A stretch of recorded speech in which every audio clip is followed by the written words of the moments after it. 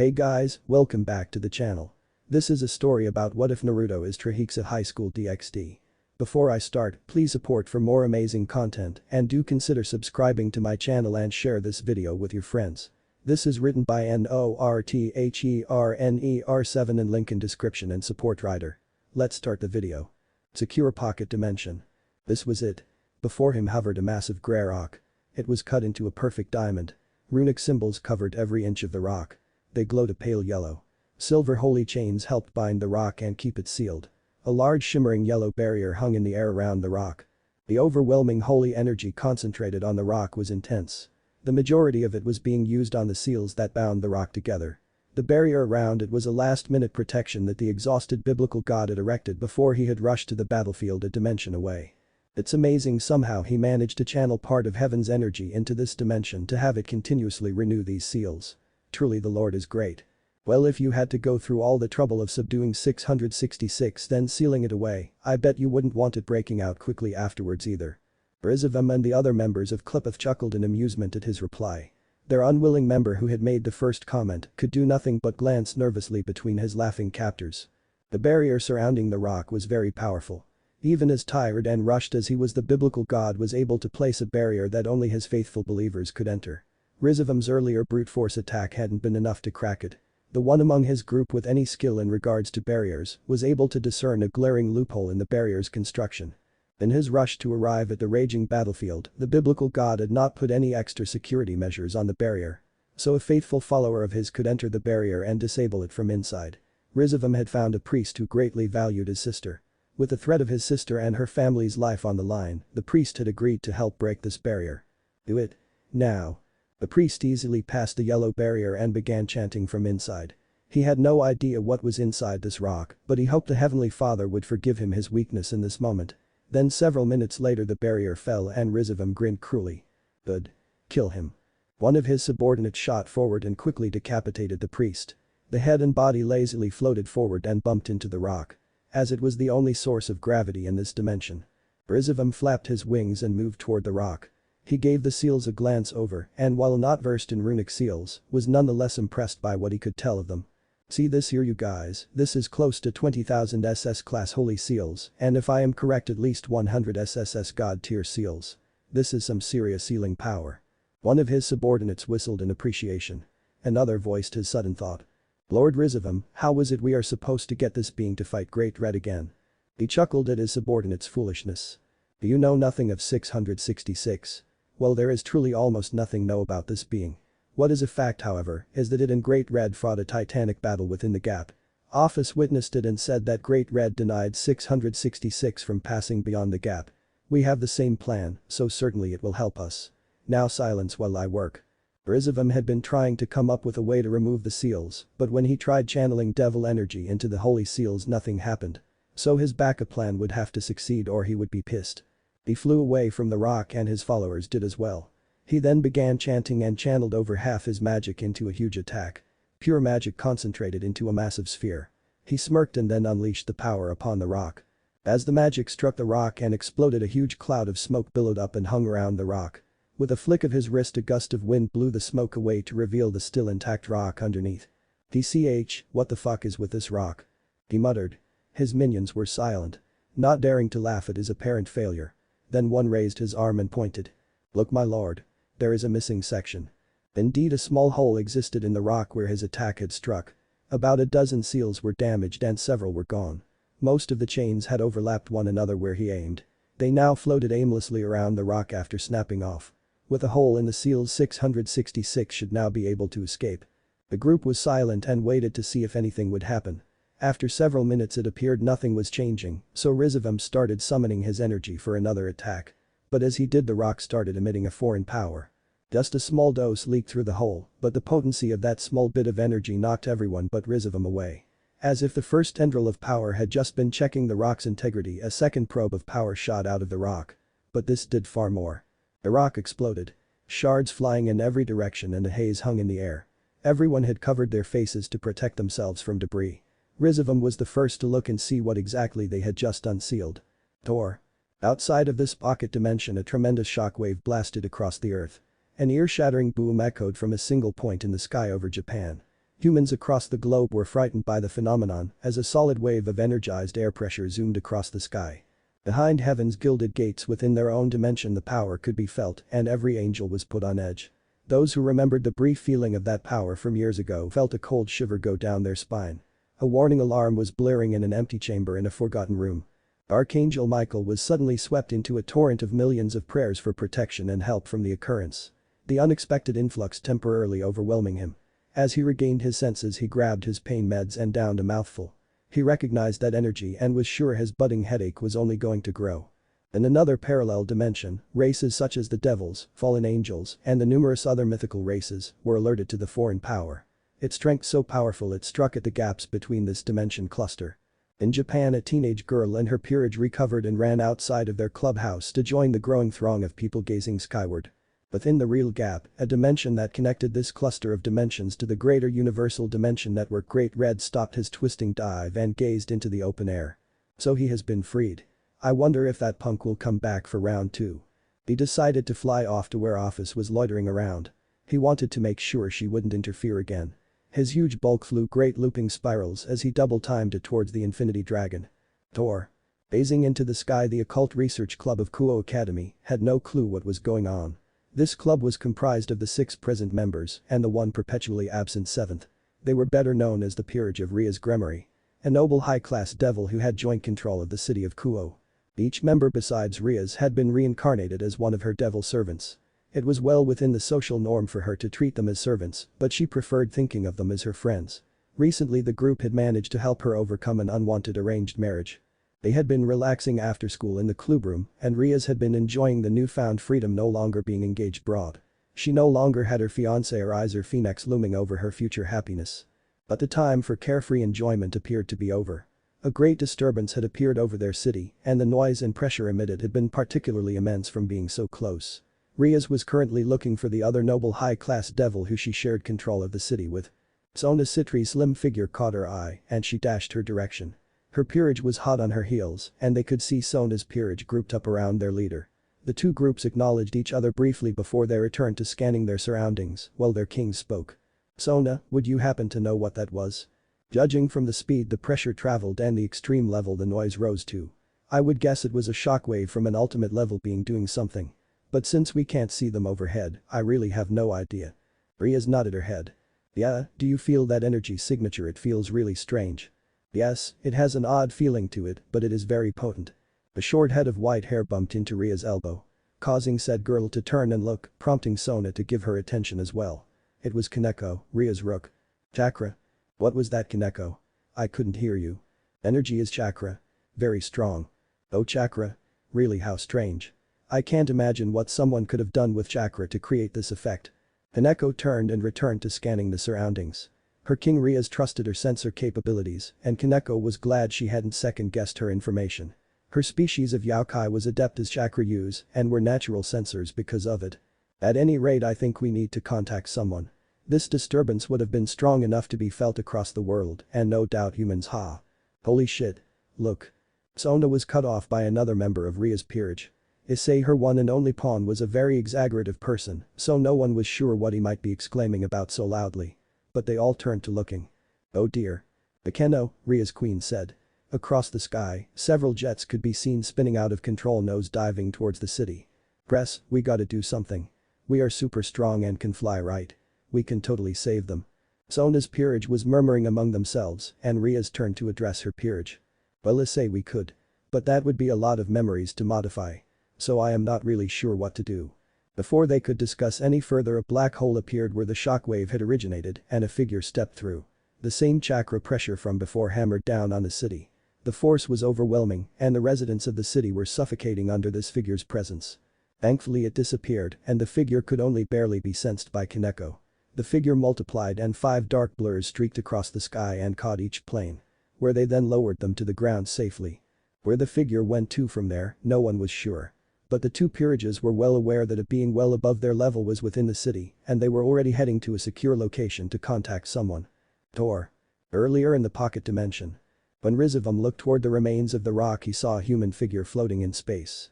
A large blue aura whipped violently around the figure before it seemed to reel it in and subdue the fiery blue energy. Even from this distance he could see steam rising off the figure and gently dissipating in the air above. He watched as the figure stretched, and then they spoke. In the dead silence of the void it was easy to listen in. Yawn. Oh man, I am damn sore. That fucking old geezer thought that rock would hold me, huh? Well, listen up, Naruto. Uzumaki doesn't go down that easy. You hear me, old man? Naruto stretched again. He had really felt cramped inside that rock. Then he looked around and noticed a collection of humans in a group. They were flying with. Boy, are those fucking bat wings. Who do you guys think you are? Creepy bat wings or some Sasu Seal kinda shit. 666, my name is Rizavam Livan Lucifer. I have released you from the sealing rock that the biblical god placed you in. I know before you were defeated you were trying to get past Great Red in the dimensional gap. This is also our plan. Will you work together with us? Rizavam completely ignored Naruto's comment about their wings and instead straight up asked for his assistance. Great Red? Was that the big-ass dragon I was fighting earlier? And hey, where is that old bastard? I am gonna rip his beard off and make him watch as I burn it in front of him. Ha ha ha. Rizavam stared at the figure of 666 or Naruto Uzumaki. As he for the figure was that of a young blonde man, had shouted upon breaking the rock apart. Before he could reply, Naruto suddenly appeared nose to nose with him and spoke again. Boy, are you listening to me? What is with the bat's wings? And where is that old damn bastard? I am gonna kick his ass for putting me in that rock. Rizavam jerked away from Naruto and flew back several feet. He got a good look at the man now. If he had to guess, this Naruto looked to be 20 years old. He had short spiky blonde hair and light blue eyes. A set of whisker-like marks decorated his cheeks. Before he could take in anything else, he noticed the expression on this being's face. He could see the man start to curl his lip into a snarl. Before he could shout another round of questions, Rizavam spoke up. Naruto. Your name is Naruto, right? He got a fast nod of the head for confirmation. These wings are just our devil wings. Do you not know what devils are? It was a perplexing question to both sides. A being who fought the biblical god and Great Red surely knew what devils were. While for Naruto nothing really came to mind with regards to devils. Devils are like demons or something, aren't they? You guys don't look like demons. Rizavam's personal philosophy about devil behavior is that they should act like demons, but for the man in front of him, he doubted he would care about his opinion on the matter. Devils are not demons. Many humans confuse us, but we are different. But your other question, who is it you are speaking about? Who is this old bastard you are trying to find? Naruto was content finding out the men before him were not demons. He could sense they had no intent to attack him. The guy had been asking for his help earlier. Now he just wanted to find the old bastard to pay him back. He was a big glowing guy. Had a long white beard. Fast and strong as the Shinigami. He is one tough old bastard. The guy who put me in that rock. He should be around here, he only put me in that rock like 5 minutes ago. Rizavam had again scanned the blonde to get a better sense of him. He was shirtless and had the remains of some tattered black pants on. His feet were bare and his body had a fit appearance. He looked to be about 5.5 feet tall. But he had no injuries and seemed to be in good health for having been sealed for several hundred years. Naruto noticed the man's eyes dart to his attire and looked himself. How well, what do you know? My clothes are missing. Rizavam watched him touch a small black tattoo on his wrist before a puff of smoke covered him from sight. When it cleared, Naruto was fully dressed in a black shirt covered by a black flak vest. His pants had been replaced with a new set of black ninja pants and his feet once more had a pair of open-toed ninja sandals. Currently he was wrapping white tape around his right sleeve while the left one was already tapped down. A small pouch was attached to his hip. Naruto glanced up at him and winked. Yeah, anyway, I am pretty sure the guy you are asking about is the biblical god. He fought and sealed you inside that rock over 300 years ago. Then he died after heading to fight in the war after sealing you. So yeah, he is dead. Naruto cocked his head to the side and squinted his eyes at Rizavam. An unnoticeable flick of his fingers and a quick jolt of chakra had his tape roll resealed inside his wrist. So you are saying that guy I fought was a god. Just what kind of luck do I have? From one to a dragon to another. When Naruto finished speaking to the guy with 12 bat wings, another conversation was started inside his head. When he had slammed his chakra through the hole in the rock, he wasn't the only one to wake back up. The 9-tailed fox named Kurama had been locked away inside of Naruto since just after Naruto had been born. And Kurama desperately needed to hear the sound of another's voice. He had been in a self-induced hibernation after they had been sealed for 50 years. With Naruto blasting his chakra out, Kurama was woken up. He had not immediately started talking to Naruto but instead took the time to monitor their situation. He had listened to the back and forth and decided to finally speak to Naruto. Boy. Naruto. Can you hear me? Oh hey there, Kurama. What do you think, has it really been 300 years? Shit kid. I went to sleep after like 100 years or something, so yes, it has probably been that long. You mean you were awake when we got sealed into here? Fuck me if it's been over 300 years. What's going on? Alright, here is what I know. When that dragon was about to beat us, you ripped through to another dimension. You came out and headbutted that old guy. Who is apparently this biblical god. He was pissed, so he attacked and overwhelmed your weakened state. Then he sealed you away in what I guess is a pocket dimension. You were ridiculously injured at that point, but the god couldn't waste the energy required to kill you. It was less wasteful to seal you. So you were frozen in time basically. Well, I was not affected since I am sealed in a separate pocket dimension inside your body. I tried to heal you with our chakra, but your body couldn't be affected. Luckily you couldn't die as you were essentially frozen in time. But I was able to rest and reclaim my chakra reserves. So I am at full strength. When you broke free, I was able to easily repair the damage you had suffered, and I am currently trying to stimulate your chakra to rejuvenate as well. But it is going to take away. So basically we need to get out of this dimension, get some food, and you need proper rest before you try to do anything else. Alright, so you're saying let's ditch this Batwing guy and go get some food and sleep. You got it, partner. So this is a story that came to mind from that fact I've been reading some narratives. I don't think it will take me long to write it all, as I have it planned to be pretty short. I just need this distraction of another story right now. Anyway, I was browsing the DxD wiki and found out about 666 Trihexa, so that is who Naruto is supposed to be. As a disclaimer, I don't know any DxD canon beyond the original DxD anime, where it goes up to the Kakabial part. So the whole Rizavum guy is nearly awk to me.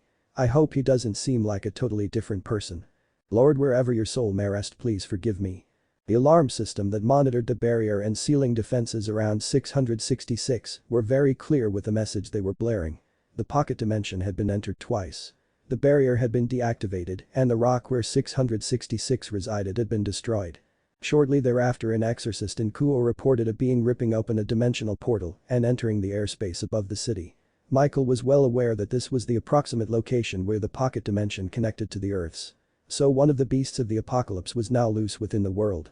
Michael could remember the conversation he had with his lord that fateful day.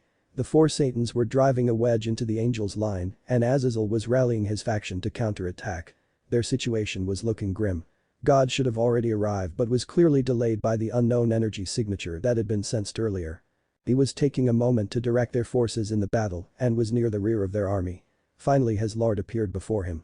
He looked very drained, and Michael had immediately begun trying to help him. But God had lifted his arm and conjured a chair which he sat heavily upon. Michael, did you sense the being I fought with? The question was simple, but Michael could tell it was important. He nodded. Yes, my lord. It was a strange signature which helped me differentiate it over the chaos around here. Good, if the worst should happen today, I want you to remember my words now. The being I encountered is far too powerful to be free in the world. He seems to have been in combat with Great Red in the Gap. When he appeared before me, he was very wounded. He attacked me before I had even registered his presence. For this sin I fought back.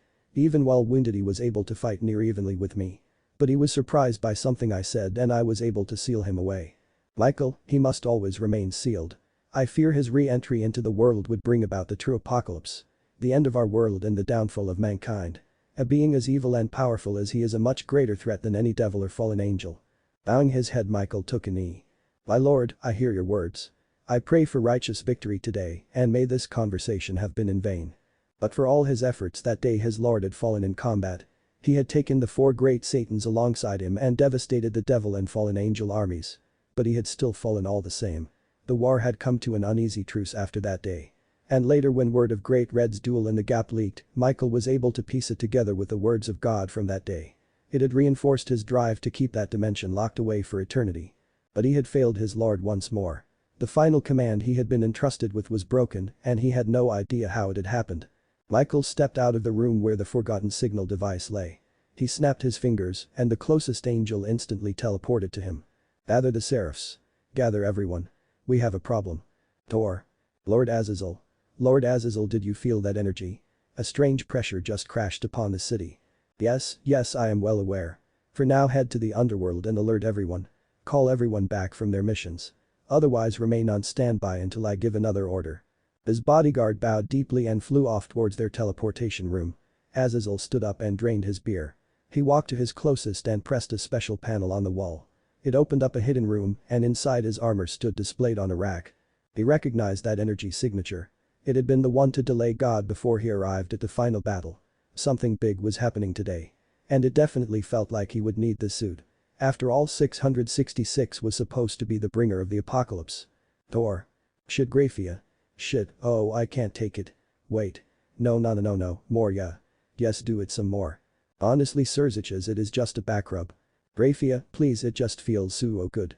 Graphia, no, across the supernatural community as the strongest queen and the second strongest female devil, could only sigh at her husband's ridiculousness. The powerful energy surge had caught everyone's attention, and after a boring and useless discussion between the noble devil council, Surziches had demanded a back rub. She didn't know why she put up with it sometimes. Lord Lucifer. Your sister Lady Riaz has sent a message. She requests you hear it immediately. Graphia hid a smile of triumph at the interruption. Surziches would quickly lose all thoughts of goofing off if something serious was up from Riaz. And indeed he had quickly stood up and was pulling on his shirt. Enter and speak the message. One of the servants of the Lucifer household entered, then bowed low before his master. He withdrew a piece of paper from inside his pocket. Big brother. I need you or Graphia to come to Kuo right now. A huge energy wave blasted across the sky earlier. It was then followed by a figure ripping a hole in the sky before exiting into the airspace above the city. The pressure this figure gave off just by being here was enough to knock my breath away, and everyone around us was on the ground suffocating. I don't know where this being went. But I think they are still in the city. Please come, I think I need your help with this one. End of the message, my lord. Graphia, gather the peerage and meet me at the circle. I will be going straight to Kuo. I want you all to follow behind me when you are prepared. But that Surziches, Lucifer, often considered the strongest devil in the underworld, strode from the room. If his little sister needed his help, nothing would stand in his way. Thor. Hey Kurama, do you think people can really fly in those giant metal things? Naruto thought inside his head. They must be able to, kid. How else would they have gotten up there? I bet your chakra just stunned them out of flight or something.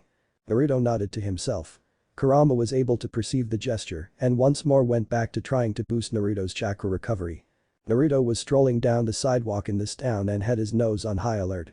It looked like it was midday and the street was crowded. He had noticed large metal vehicles moving up and down the open roadway and observed people walking along the raised side section. His clothing stuck out slightly, but people seemed to just brush him off. He knew when people were trying to ignore him. But he wasn't bothered, so his hands were behind his head as he walked carefree, searching for some food. The smell he was very familiar with caught his attention and he began drooling at the thought. Just go and eat it already. I mean, when was the last time you actually ate ramen? Yeah, you're right, Kurama, might as well enjoy myself. And so Naruto entered a sidewalk stand. A row of stool lined a counter and only several were still open. Naruto quickly captured one before he was blocked from eating here. A girl behind the counter noticed him and smiled. I will be with you in a sec, dear. He took the time to read the menu. Strange, we speak the same language here, huh? He idly noticed. Kurama just huffed his agreement. Alright dear, what'll it be? 5 miso please. 5 miso, huh? That's a pretty funny accent you got. Where are you from? A pretty far away place. No one has ever heard of it. The waitress accepted his answer and went to relay the order to the chef. A couple minutes later she brought him 2 steaming bowls. He quickly finished them off after hearing the others would be following shortly. Oh wow, you finished these 2 already? It's been a while since I have had ramen this good. Dim those 3 and tell the chef he rocks. The waitress smiled and went to walk back to pick up another order. Hey Mr. Takeda. A customer wanted me to say. What was that? I didn't catch what you said. I forgot, but I will take this next order up. When she turned around and went to the counter, she glanced at an empty seat on the left and noticed 3 empty bowls. She must have forgotten to take them to the back.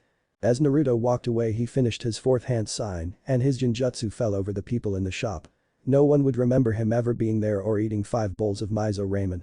He grimaced slightly but spotted a sign that read hotel and entered the building.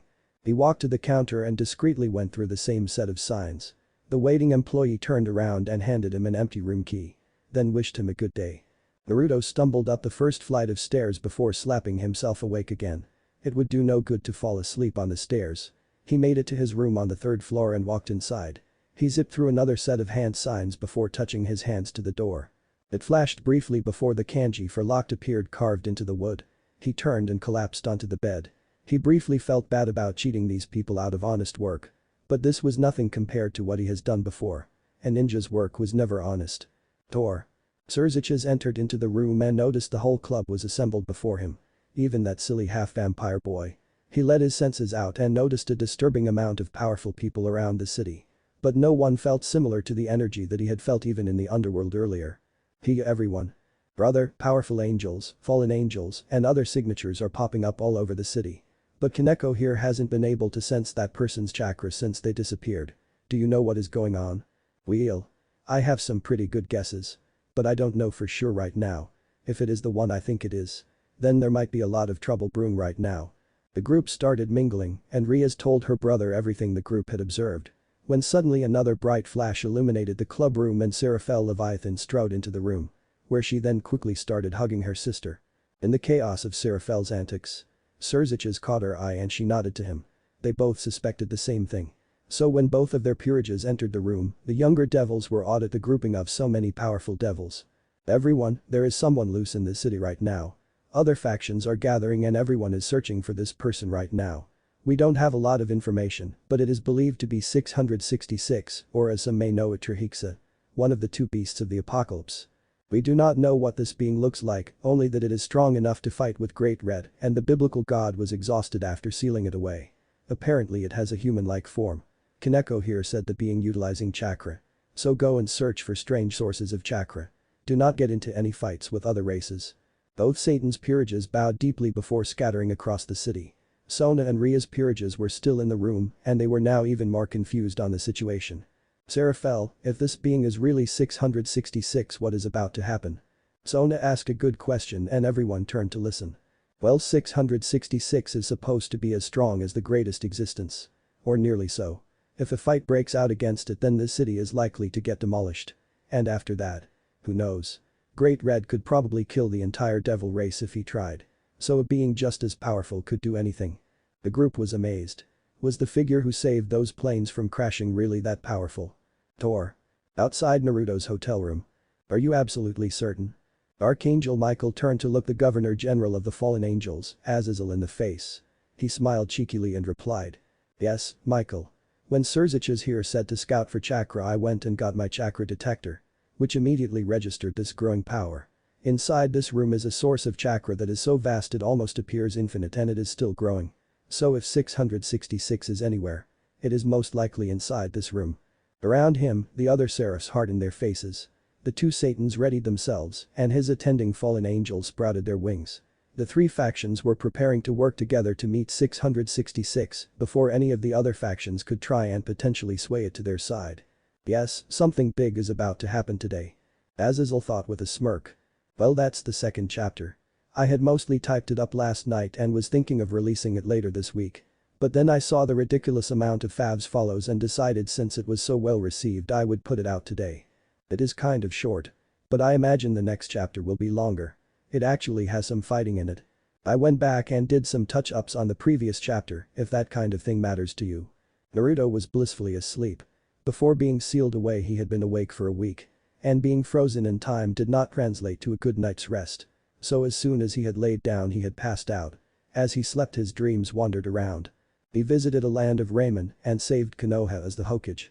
But currently he was revisiting his last fight. That big-ass lizard was about to strike him down, so he had ripped a portal open and dived through. Before he could even get his bearings his head had smashed straight into something. Oughta be the worst way to come out of one of those. He had grumbled. Then he looked up while massaging his scalp to see what he hit. A huge glowing old man stood before him. Curiously also rubbing his head with a murderous glare fixed over his face. Boy. How dare you? I shall smite you for the sin you have committed. The huge man had thundered. Naruto looked confused. Sin? The fuck you talking about? All I did was smash heads with, do you think you are, old man? The man had struck out with his left fist. Naruto jerked his head to the side to dodge. The man seemed to get angrier at this and started raining blows on his opponent. Naruto began zipping around narrowly avoiding each strike as it came. Odd had quickly grown tired and instead summoned a huge amount of magic. He then unleashed it in a terrifying blast. Naruto was caught on the edge of the explosion and blown down to the ground. I have you now. He then rained down a flurry of quick magical attacks. A huge cloud of dust hung in the air over his downed opponent. Until God whipped around and saw the sneer on his foe's face. Fuck you and your beard, old man. I didn't do anything. Stop attacking me. If you don't stop right now I will be forced to kill you. Ha! You kill me? Do not jest with me, fool, for I am God. Kneel before me. The burst of intent behind those words caught Naruto off guard. The man, no, the god before him had not lied. God knew his side was suffering on the battlefield and he had no more time to waste.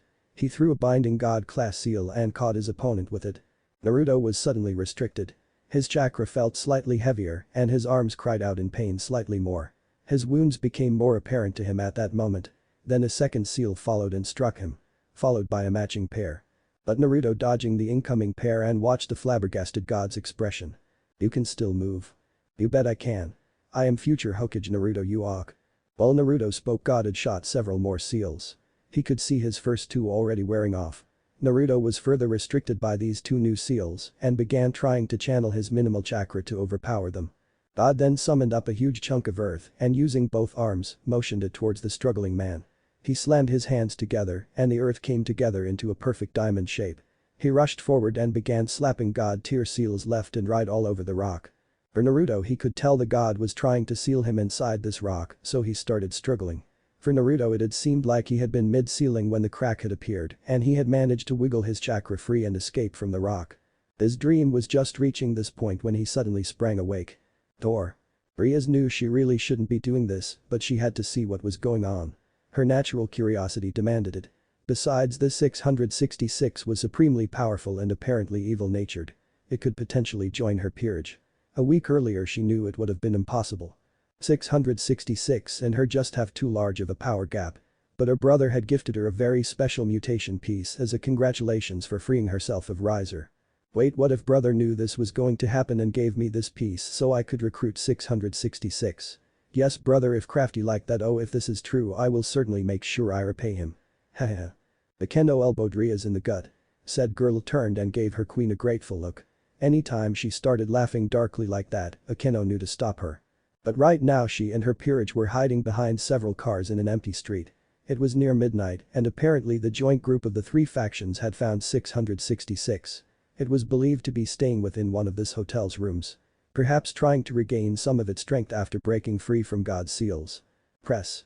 PSSST, press. Are you sure this is a smart idea? There was Issei again. Such a loyal boy.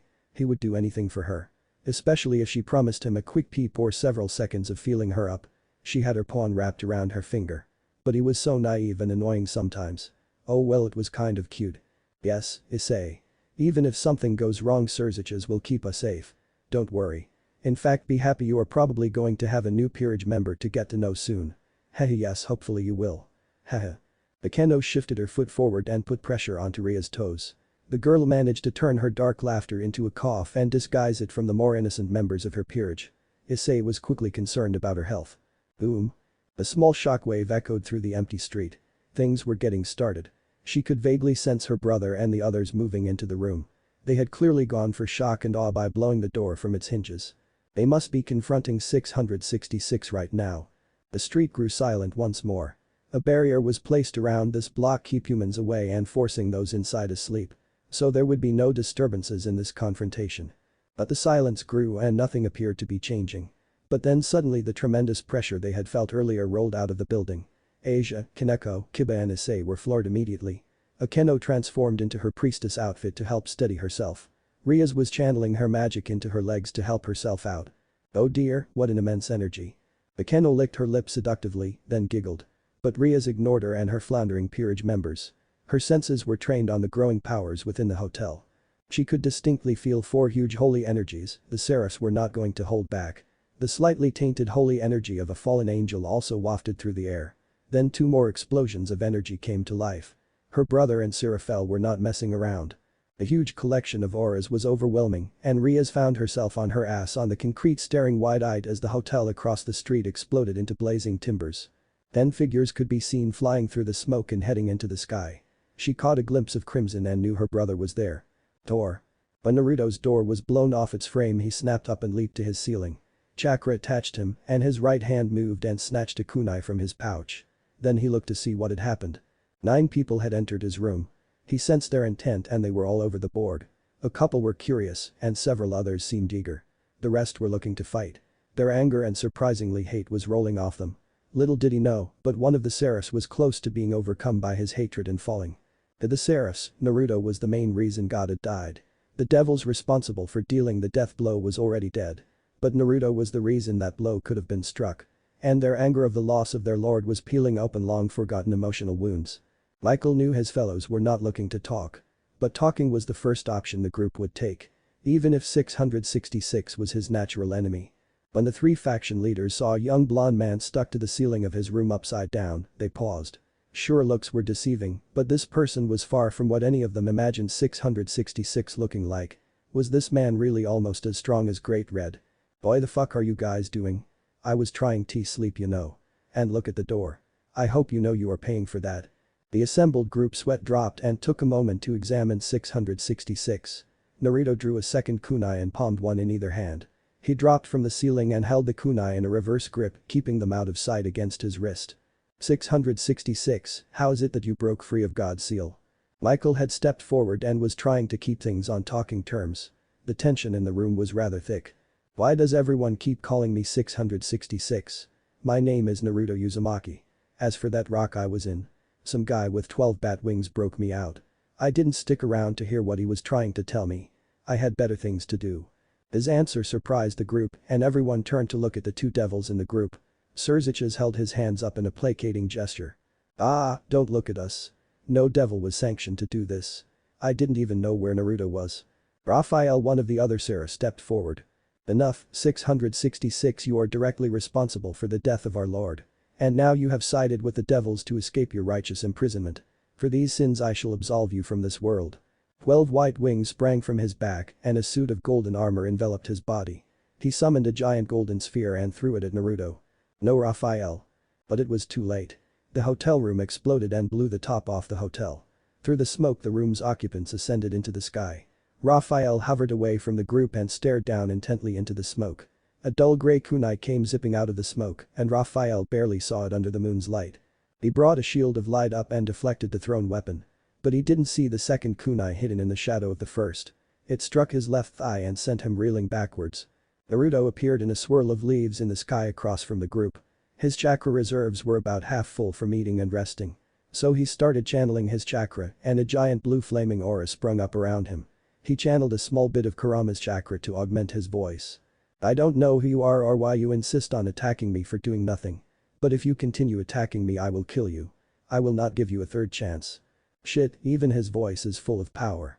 Raphael, you fool, what have you done? Silence, Azazel, I will not hear your words against my subordinate. I will handle Raphael later. Right now we need to deal with the matter at hand. While Azazel and Michael argued, Raphael ripped the intruding knife out of his thigh and was glaring hatefully at Naruto. 666, how dare you strike one of the Lord's servants? I am the Seraph Raphael, kneel before me and beg forgiveness and perhaps your soul shall be saved. Raphael, enough foolishness. Stand down now. While they were speaking Naruto had let his chakra settle but kept it ready for a moment's notice. Shit, there are no logs around here. I have nothing to replace with. It's okay, even though the log can't protect me in the sky, I will always be grateful for your protection. He was scanning the environment but the buildings were all short and there was nothing around them at this height. Naruto, was it? Do you even know what's going on here? The red-haired man with bat wings was speaking to him. Yeah, it's Naruto, I told you already. And as far as I can tell, that dude over there thinks I got his leader killed and I have to let him kick my ass for it. Michael was flying in front of Raphael, his 12 golden wings and halo shined brilliantly in the dark sky. His arm was clasping the younger Seraph's wrist and his eyes were staring hard into Raphael's. What are you doing? Forget your vengeance for a moment. This is the being who our Lord exhausted himself just to seal away. You stand no chance. Do not bring his wrath upon the city. Michael then reached over with his other hand and slapped Raphael hard across the face. Besides, you fool, in your haste to act you may have killed innocent people inside that hotel. Raphael's face paled instantly and he de-summoned his shield and dove towards the burning hotel. Naruto eyed his foe carefully as he dived into the smoke. Boy, golden wings. Where is that guy going? I thought for sure he wanted to face his death. Michael hid his anger at the slight and smiled benevolently. Naruto, you said it was, my friend Raphael was just confused. In his haste he has done you and others a great wrong. He is currently trying to ensure his mistake has no more permanent consequences. Now may we please cease discussing death. I wish to know if you could describe the devil who released you. Naruto kept shifting his eyes between Michael, who flew closer, Surziches, who was still close, and the billowing smoke cloud where Raphael was located. His right hand was hanging loosely next to his gear pouch. Yeah, I guess I could. The guy had 12 bat-like wings. He said his name was Rizavam Liva or something like that. Hey, no closer, yeah, you bat wings. Surzicha smiled in amusement and drifted backwards once more. He knew who Naruto was talking about, but he did not think Michael knew who it was. Rizavam had never been interested in fighting between the three factions or even during the Devil Civil War. So what was it about releasing Naruto that had caught his attention? Naruto, I see that you are just flying without wings, if I may, are you a god? For you seem very similar to a human. Naruto snorted. Me god? I have fought gods before, so I suppose I am similar to them. However, I have never been called one before. But do not think to classify me by your system. In fact, why are you all even here? Well, you are supposed to be the beast of the apocalypse, and now you have broken free to bring hellfire upon the living or something like that. You know, an evil wrath-filled monster of destruction. We are here to stop you. Sorry to disappoint, but I think you got the wrong guy. I am fresh out of rampaging impulses. I am just a guy trying to get a good night's sleep. So do not follow me. Naruto slipped into a body flicker and shot out of the sky to a different street several blocks away. Azazel flew up to the other two leaders and said. Well, that was pretty loud and clear. He is just a guy trying to sleep.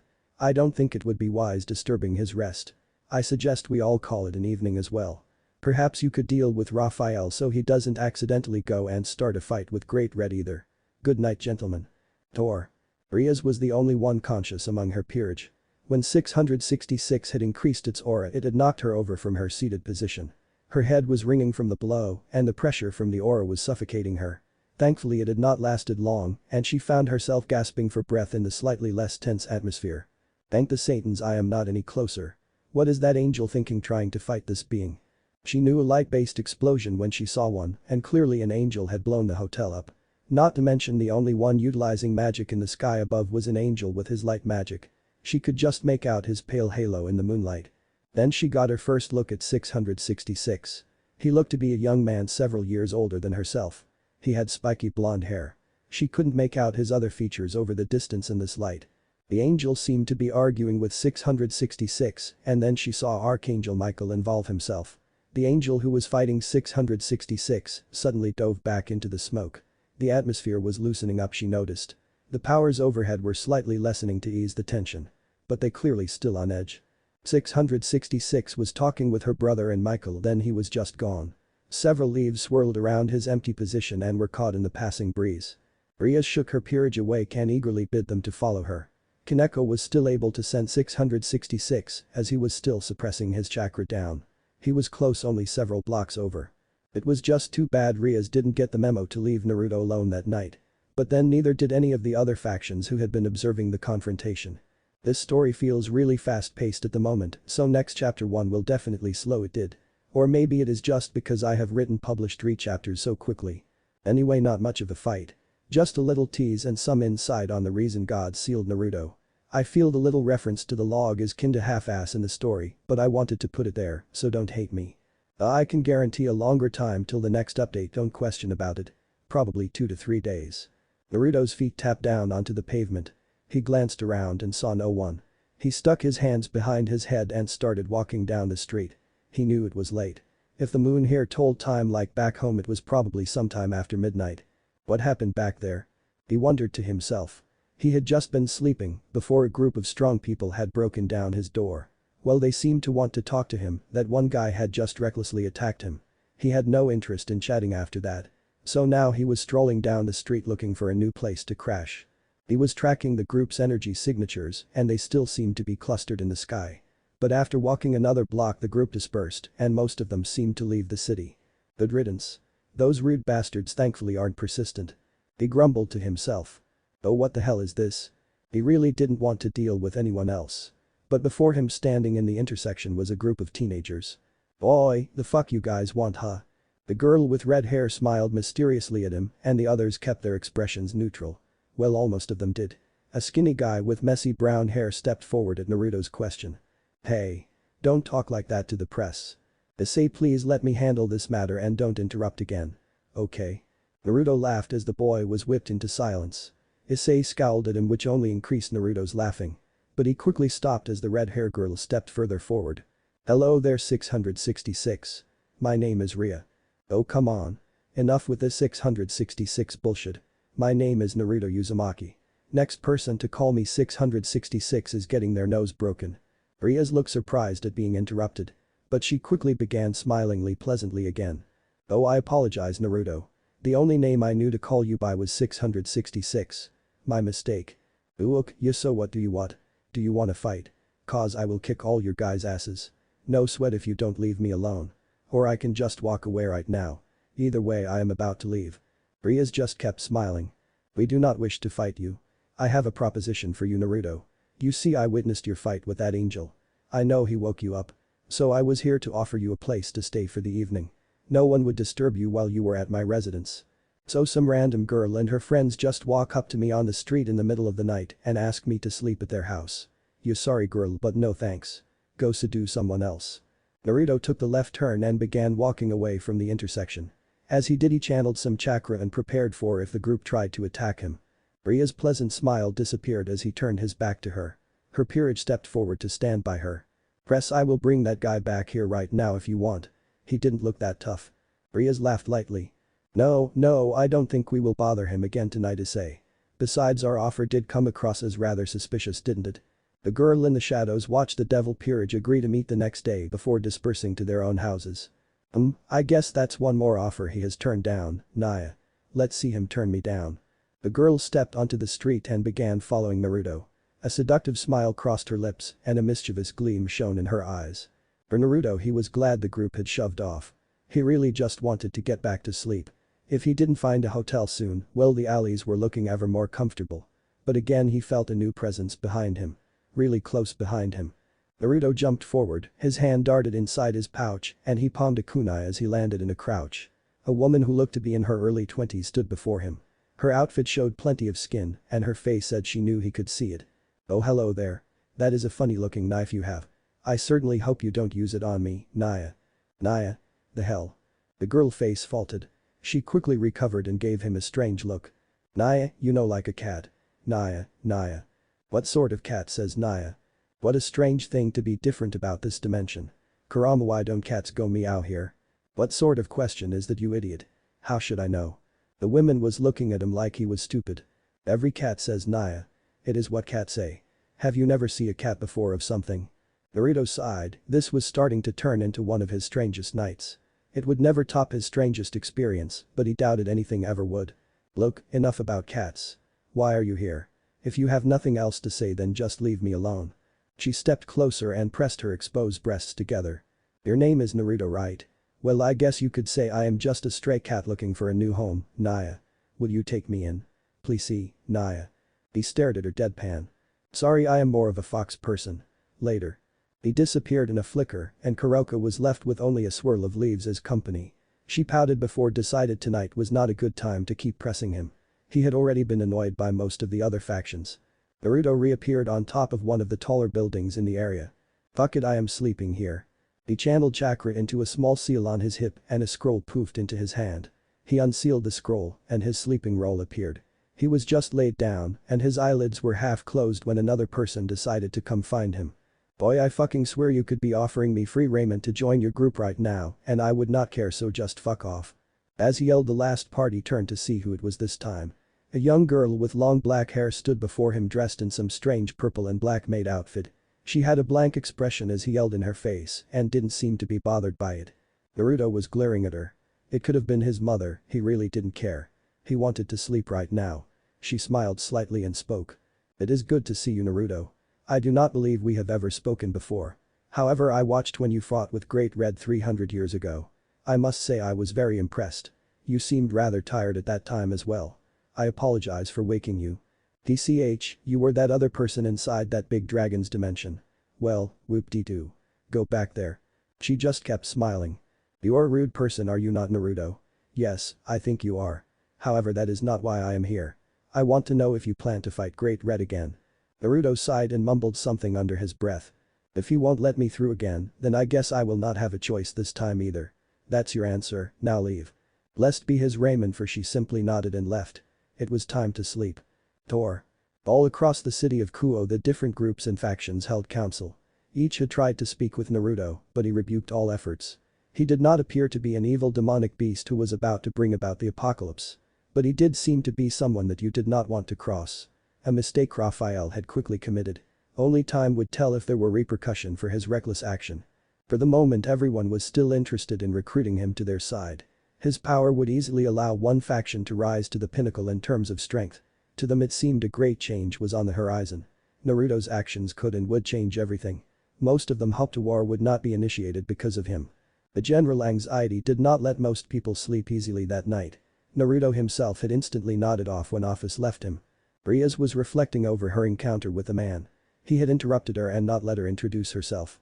They had nearly gotten into a fight. It made sense he would be wary after he had just been attacked. Naruto Uzumaki, such an odd name. It sounds sort of Japanese, but why would a biblical figure have a Japanese name? He had also quickly turned down her offer. This also made sense, their timing had been bad. And rather creepy. She sweat dropped. I suppose I should try a more direct approach. Yes, I will go out and find him tomorrow and ask him to join my peerage. Ahem. Yes, I suppose it is time to sleep. She finished drying her hair and slipped beneath her silken sheets. She hugged a large plushy clothes and continued scheming till she was out. Tor. Wop wop wop wop wop wop wop wop wop. What the hell? The sleepy Naruto was roused by the sound of something thudding against the air above him. The sun was high in the sky and beating down on him on the black flat-top roof. Above him a helicopter hovered. Naruto's enhanced hearing was being deafened as the helicopter lowered closer to him. He could just make out the sound of someone speaking. Hello and welcome, thanks for joining us on Bums of Kuo today. Today we have a rare find. This homeless fellow somehow has found himself a sleeping place atop this building in the eastern section of the city. Oh ho. We seem to have wakened this bum up. Let's zoom in and get up close up of his reaction. Naruto stared at the large metallic vehicle. It was somehow hovering in the air. He could see the large blade cycling around the thing and somehow keeping it airborne. This place has the wildest inventions, but why does it have to wake me up? Wait, the hell is that person saying? Bum.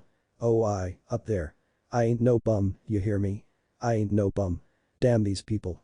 I'm outta here. He quickly rolled his bed up and in a poof of smoke, sealed it back into the scroll. Still covered by the smoke he sealed it into his wrist and body flickered off the roof, too quick for the camera to follow. When the smoke cleared, the myth of the magical Kuo bum was born. Grumbling about being woken, Naruto exited the alley he was in and walked onto the street. It was chow time and something was smelling great. He followed the scent to a store close by. He was really hoping to have an uninterrupted meal. However, he could feel the various people from yesterday active in the city.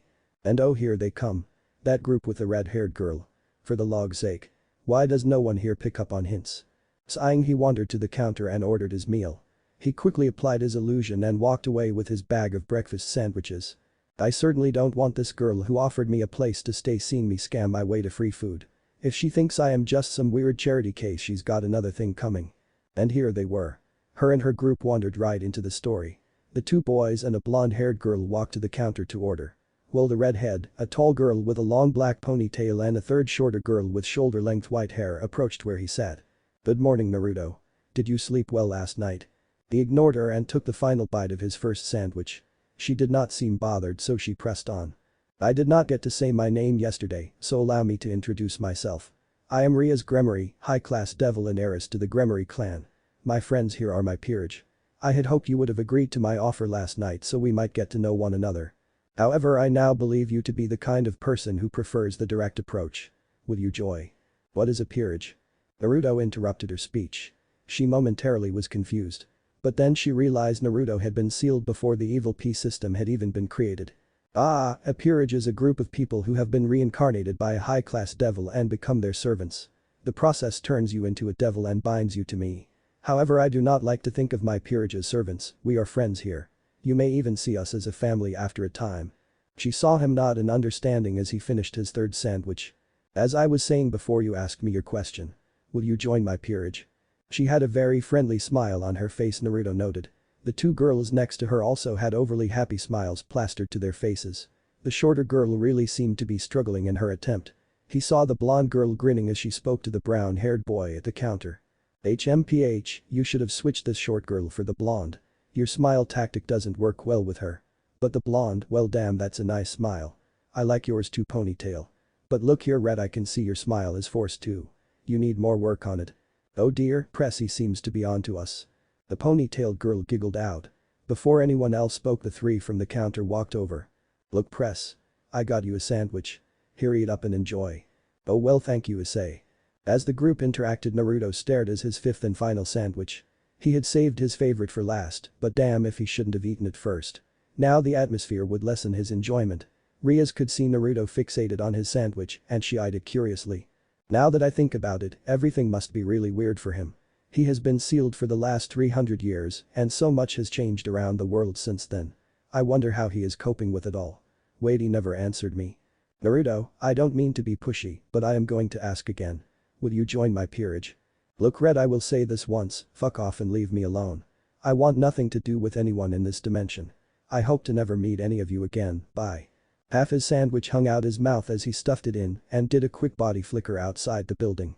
Looking around at the startled passers-by, he then went into a longer range jump and stopped halfway across the city. You should probably head outside the city to prepare, kid. The more time we spend here, the more people will come our way. Naruto sighed for what must have been the 100th time since he had been freed. I know, Kurama. It's time to get out of here. Tor. Shock marred everyone's face. Rias had never been turned down before. Granted, she had always meticulously planned all her other members joining. But she had not the time nor the resources to learn about Naruto. For him to turn her down and so rudely was quite the blow to her pride. Brother gave me that mutation piece, surely he knew that Naruto would be released. He knows I need a stronger piece, so why didn't Naruto just join? Hey guys, joining my peerage is a good thing, right? People would want to join, right? This guy just has some issue, right? McKenna looked at Rias. She had seen this coming a mile away. When Rias told her of the mutation piece, she knew Rias would start looking for some sort of magical destiny-powered event to occur for her to use the piece and snag a powerful new member. How Rias had been lucky enough to get all of them she really didn't know. The only one that she had done anything that remotely resembled work to acquire was Issei. And she had waited for him to die to do it. Oh dear, this was bound to happen at some point. At least it wasn't with someone we really had a chance of getting. The other members of the group were consoling Rias and assuring her they had loved joining. Akeno just quietly sighed. It was too bad, Naruto's overwhelming power had been a massive turn-on. Tor. What do you mean you don't know where she is? Surziches yelled at one of his pawns. Last night he had tasked his peerage with keeping an eye on his sister. But apparently she had given them the slip this morning and he could sense her somewhere downtown. Shit, there is too much going on in the city right now for her to be in there. Go get a couple of the others and get her back here. Lord Surziches, please relax. No one would think to attack Rias. They are all aware you and Lady Leviathan are in the city right now. Surziches looked to Graphia and knew she was right. But his precious little sister could encounter Naruto. He did not seem outwardly hostile, but who know what he would do. It was doubtful Naruto cared what anyone would think of his actions. And he probably didn't know any of the potential repercussions either. Surziches was pacing. He wanted the others to arrive already. The four great Satans would be gathering to petition Naruto to their side later that day. He just hoped they could do it without being interrupted or beaten to the punch. The other factions were already all assembled. But the angels had little to no chance after Raphael's actions last night. And Azazel was always slow to act. They definitely still had a chance. Tor. Lord Azazel, the tracker says he is outside of the city. To the north in the forest, I would guess. Alright. Let's head that way then, gentlemen. Azazel and his two comrades flapped into the air and took off flying northward. They quickly left the city airspace and followed the highway into the forest. A river snaked its way down from the surrounding mountains and crossed the highway a couple miles in. At this junction they veered off and followed the river upstream. We are getting closer. I think I see him, see that blonde speck atop the waterfall. Ah yes, good eyes, Lord. It was Naruto, and as they approached they could see what he was doing. Meditating. They all wondered. They alighted on the spur of rock near him. Hello, Naruto. I think we are meeting under better circumstances today. I hope you slept well. Naruto continued meditating and ignored him. Azazel looked around and noticed all the animals gathered. A serene sense of peace hung in the air. It was actually astounding, typically the forests on Earth were dark and had a feeling of evil. Because of the malicious natural energy that flowed across the earth. Azazel repeated himself and this time got a reaction. Naruto furrowed his brows in annoyance and then snapped his right fingers once. Suddenly a duplicate copy of himself was kneeling down next to him. The copy's head snapped up and glared at them. Yeah? Can I help you? The boss is kinda busy at the moment, so if you have nothing he would find important then leave. Azazel was really interested in the technique. Was it an illusion, a splitting technique, something else? He doubted he would find out. Back to business it seems. Ah, yes. I was curious to know if you would consider joining my group. We are very resourceful and can help you with anything you want. You are a powerful player, Naruto, and everyone wants to snag you. I offer you a more realistic outlook than what the angels preach, but a less disturbing one than that of the devils. Strength-wise, my faction is stronger or on par with any of the other pantheons that exist, and the Yaokai faction is so splintered and busy fighting among themselves, you would have to do a lot of fighting. We, the Grigori, or as others like to call us the fallen angels, do request your friendship. The copy stared straight-faced through his speech. Then moved between Azazel and the original body. He snickered, then said. Yeah, sure. You can certainly talk a lot of nice words. Better than that girl could for sure. But I really don't care. Whether you think you are stronger than these pantheons or whatever. That means nothing to me. You were there last night when that guy attacked me, yeah? He seemed like he was pretty high up in one of these factions. I had no issue dealing with him. You guys could be the strongest faction for all I care. I thought I was pretty clear last night when I said not to follow me. I really doubt you three just happened to fly over here today. So let me warn you now. Leave me alone. You will not get a third chance. The copy began channeling its chakra, and Azazel could see the faint wisp of blue energy flaring up. He took to the air and his comrades followed. He gestured placatingly with his hands. No, we are not trying to fight you. If this is how you feel, then I will try to get others to leave you alone, but I doubt I will accomplish much. Good day. HMPH, might as well meditate myself. This world's natural energy is proving more troublesome than it's worth. I will just help the boss out. The faster we get this done, the faster we can get out of here and not get petitioned again. The clone spoke to itself as it sat down across from the boss. Then it closed its eyes and began drawing in the natural energy of the surroundings. The hate-filled energy was strong, but Naruto was adept when it came to handling this sort of thing. This time he was going to pull out all the stops against that giant lizard. He would not be denied leaving again. This dimension is not his home. He had no responsibility towards it. I would just like to say to all the people who were worried about Naruto joining Ria's peerage. I never planned to make it happen. I just added the part about Ria's having a mutation piece to see the reaction. You guys did not disappoint. Anyway, if this chapter didn't spell it out, Naruto is going to be flying solo unless you count Kurama for this story. If you notice errors, please point them out to me somehow. I must have missed them while editing, and I will be sure to go back and fix them. Naruto stomped around the waterfall he had just been meditating at. He was trying to gather up some natural energy so he would be able to enter Sage mode, and if necessary he could go the next level up. But it was like trying to swim upstream. The total concentration required to filter the hate out, then trying to mix it into Sage chakra and store it before repeating the process was dragging on. The sun was begging to set on the horizon, and his stomach was rumbling. He had skipped lunch in the hope he was going to be eating dinner back home. But his body was now telling him what a stupid idea that had been. Thankfully no one else had approached him during the day. Perhaps that Oz guy had actually warned them off. He shook his head. Doubtful. I will just leave a clone here overnight to keep making Sage chakra, then I will take what it's got and try and go home tomorrow. Time to go eat. He left the clone he had made earlier and jumped to the top of a nearby tree. The city was sparkling in the setting sun. The buildings shone with electricity and he flickered towards the city in several long jumps. Naruto came to a stop atop a large building towards the city center. He could sense the various people around the city who used this dimension form of energy. It felt strange and much more fluid compared to the potent and heavy chakra everyone used back home. There has to be nearly double the number of them now. I swear if they interrupt this meal. He jumped off the building and landed lightly on the sidewalk.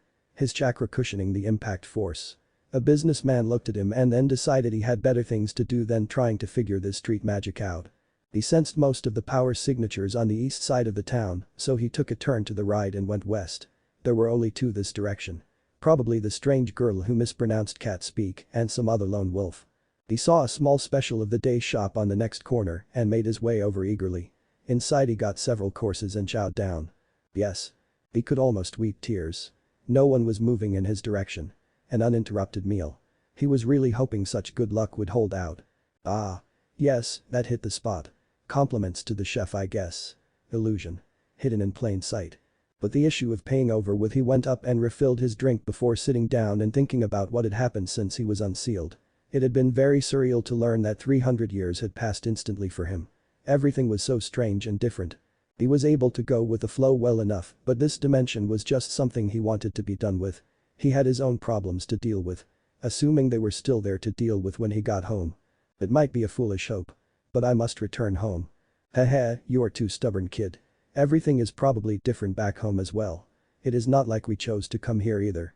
We still have to Enough Kurama. I know the chances. But I can't contact the toads here, so the only way to find out is to go back myself. Naruto glanced at the door. Someone he recognized had just entered. She seemed to think he hadn't noticed her and started stalking towards him. When she was behind him she jumped towards where he was sitting. She crashed hard against the table and looked up to see Naruto's hand stopping her from sliding off. He was sitting down on the opposite side of the table from before. His chin rested in his other hand as he looked at her with a bored expression. "Nah, girl. What do you think you are doing?" She pouted and settled herself into the seat across from him. The customers around the store glanced oddly at her but did their best not to be caught staring. She rested her large bust atop her arms on the table and looked at Naruto pleadingly. "Naruto. That was mean. Why did you dodge?" He just stared at her with an "are you serious" expression which she eventually relented to. "Alright, look, I don't know exactly what it is you are planning to do now you are free. But I recently became a free agent myself. So what do you say? Me and you against the world. With your strength and my beauty we could take over anything we wanted." Her voice was finally serious for the first time since he met her, and he sighed. Her playful attitude had been a bit of fresh air among all the serious recruiters he had been dealing with. "No thanks. Now I will be taking my leave. Please don't follow me. If you keep insisting I will be more persuasive in my efforts to be rid of you." He stood up and walked towards the door. As he stepped out into the street he looked up and saw the moon rising over the city. "I was inside longer than I thought. Is she follow?" He jumped up and attached himself to the side of a large building next door. 3 lightning bolts crashed down into the street and a rumble of thunder rent the night air. 3 strong energy signatures suddenly popped up on Naruto's senses and he eyed the street warily. 3 huge people stood on the street. Their appearances kind of reminded him of the guy who had sealed him. Don't tell me these guys are gods. One figure stood ahead of the others as they flanked him from behind. The 3 were twice the size of a normal human and their skin glowed faintly against the night air. Their power was rolling off them in waves. They clearly meant business. Naruto eyed them but did not move from his position. "Boy, can I help you lot? Or is this just a happy coincidence and I can be on my way?" The figure in front had a long groomed silver beard. He was wearing a simple white toga pinned by a large circular medallion. He stepped forward and spoke. "You're the one called Naruto. Formerly thought to be the beast of the apocalypse 666. I am Naruto Uzumaki." He said and dropped down from the building to stand several feet away from the trio. The figure with glowing blue hair that looked to be composed of writhing flames stepped up on his left. His skin was a ghostly white compared to the first figure's hardy golden color.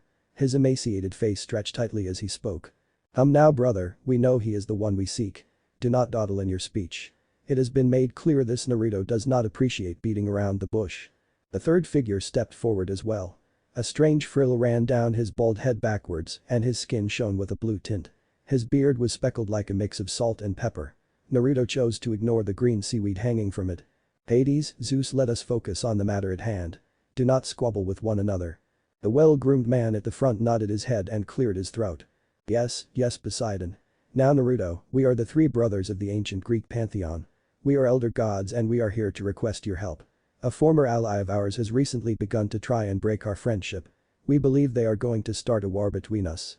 We are near even matches for one another and the fallout from our fights threatens the balance of many things. We request your assistance to mediate this debacle. Or at the very least side with us and stop this before any large-scale fighting can break out. What do you say, will you assist us?" Naruto stared at the 3. So much for his luck today. Why can't anyone work out their own shit in this dimension? Well, I can't say I am interested. You see, I am very busy and I do not have time to go around and deal with others' problems. So why don't you guys just zap back into the sky and have a nice evening? The large figure in the middle sputtered and his face began to redden. "Boy. Do not test me. I ask you nigh." The frill-headed one grabbed the angry one and silenced him. "Brother, we cannot force him to fight for us. Allow me." "Ahem. Naruto, we are really not asking for much from you. We are willing to reward you richly for your efforts. Do you not wish to live as a god and eat to your heart's content of our sweet ambrosia?" Naruto snorted. Then glanced towards the shop he ate at and saw the catgirl poking her head out from behind the door. She looked very surprised at the 3's arrival. "Look, I don't care one way or another for any of your rewards. I don't want your lifestyle or your food. You know why? I have my own lifestyle and my own food. It is truly the food of the gods and when I get back home I am going to eat till I burst. So what do I care for your meager offers?" He looked at their flabbergasted faces and withheld a small chuckle. Then he saw the sheet white face of catgirl and winked at her. 321. "How dare you, fool. I shall smite you. I never liked ambrosia much either.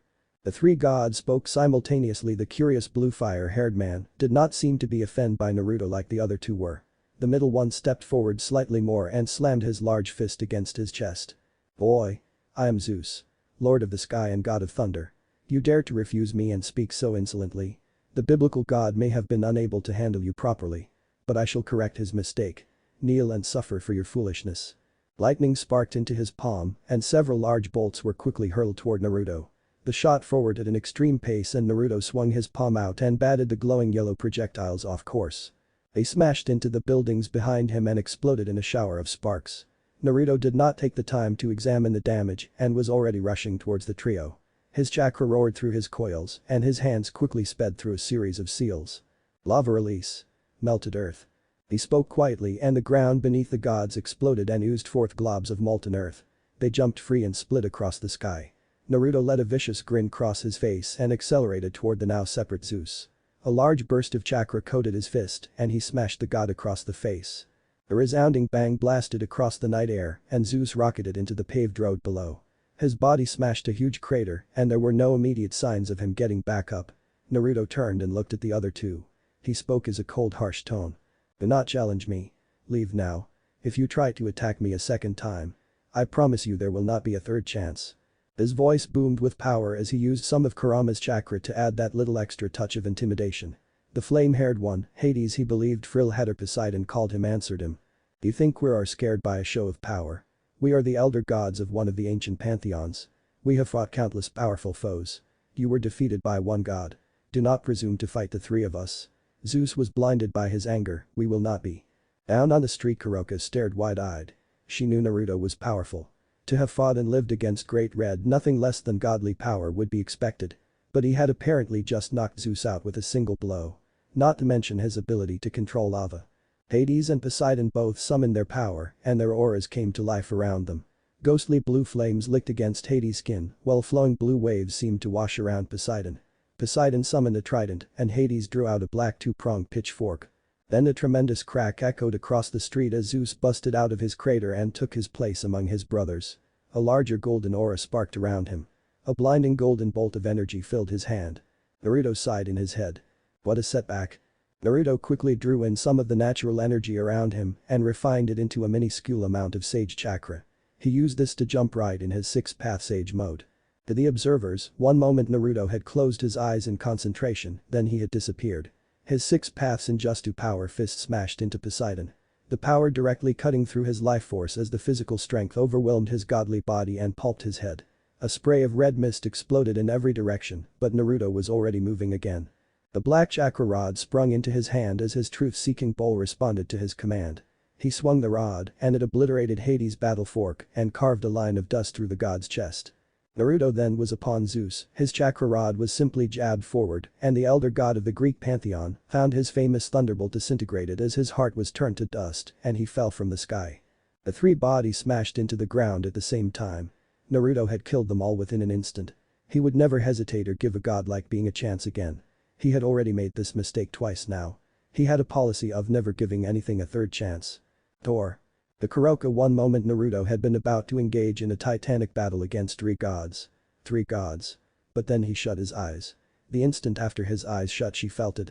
Her death was before her, she could see Naruto hovering over her dead corpse, his face blank as he looked at her with an icy stare. She was overcome with terror and suddenly she found herself back on the ground outside the diner. Looking up she saw the three gods falling. Poseidon's head was gone, Zeus's chest was a gaping hole, and Hades seemed to have been cut in half. Naruto was hovering there, but his aura was completely different. His clothing was slightly different and he now wore a glowing golden coat. His shoes and hair glowed with the same overwhelming intensity. She felt like an ant before its maker. She had felt godlike auras before. But Naruto's current aura eclipsed anything she believed possible. His strength was beyond anything a god could hope to achieve. Was Great Red this powerful? How had he defeated Naruto before? The three gods' bodies hit the road and Naruto glanced down at the sound. Without noise he swept his arm towards them and three black balls shot out. One struck each corpse and Kuroka watched as they evaporated into dust. The breeze blew by and the three elder gods of the Greek pantheon were no more. Annihilated in an instant by this one man. He turned his gaze towards Kuroka and the fierce power in his gaze forced her to shrink as small as possible and tremble before him. Naruto observed her and wondered what to do. He could kill her, but she had never been hostile towards him. Rather she chased after him like a stray cat looking for a new owner. He sighed. His 6-path sage mode extinguished and Naruto hung there in the sky. Hiroka, I want you to let this be known. I have already given plenty of people here a second chance. If anyone comes towards me again I will kill them. Do you people not understand what I mean when I say leave me alone? Naruto turned his back and disappeared. Several leaves spiraled down from his place in the sky and Kuroka just sat there and stared wide-eyed. Naruto changed things. His power, his existence, it was terrifying. But what truly scared her was she had no idea what he would do next. Well, this chapter is kinda short. But it is what it is. I want to know if you guys think I portrayed Naruto's power well. Like I don't really understand his 6-path sage mode. But to me and after looking at Fairy Tail Dragon Slayer's stat sheet Naruto is like crazy strong. And Senjutsu is overpowered in the DxD world I believe. So Senjutsu but on the next level backed by Naruto's immense strength, I believe he would be this strong against 3 gods past their prime. If it seems too much thought let me know and I will see about making it more believable. Hiroka was still standing the street when the others arrived. Athena, Apollo, Artemis, Aphrodite, Hera, Demeter, Dionysus, Hermes, Hypnos, Nike, Janus, Nemesis, Iris, Hecate, and Tyche. The horde of ancient Greek deities all appeared in a blinding flash of golden light. Hera stepped forward and spoke. "Girl, where is my husband? Where are his brothers?" Her voice was enchanting and Kuroka felt drawn to answer the beautiful woman. The other gods were gathered around the craters the trio of brother had fallen into. Kuroka opened her mouth to answer, but a streak of ruddy light flashed across the sky and a rusty red figure smashed into the ground. His landing shook the ground and Kuroka glanced and saw the imposing visage of Ares. The ancient Greek god of war and one of the strongest beings in existence. He snarled and spoke. "Where is Hephaestus?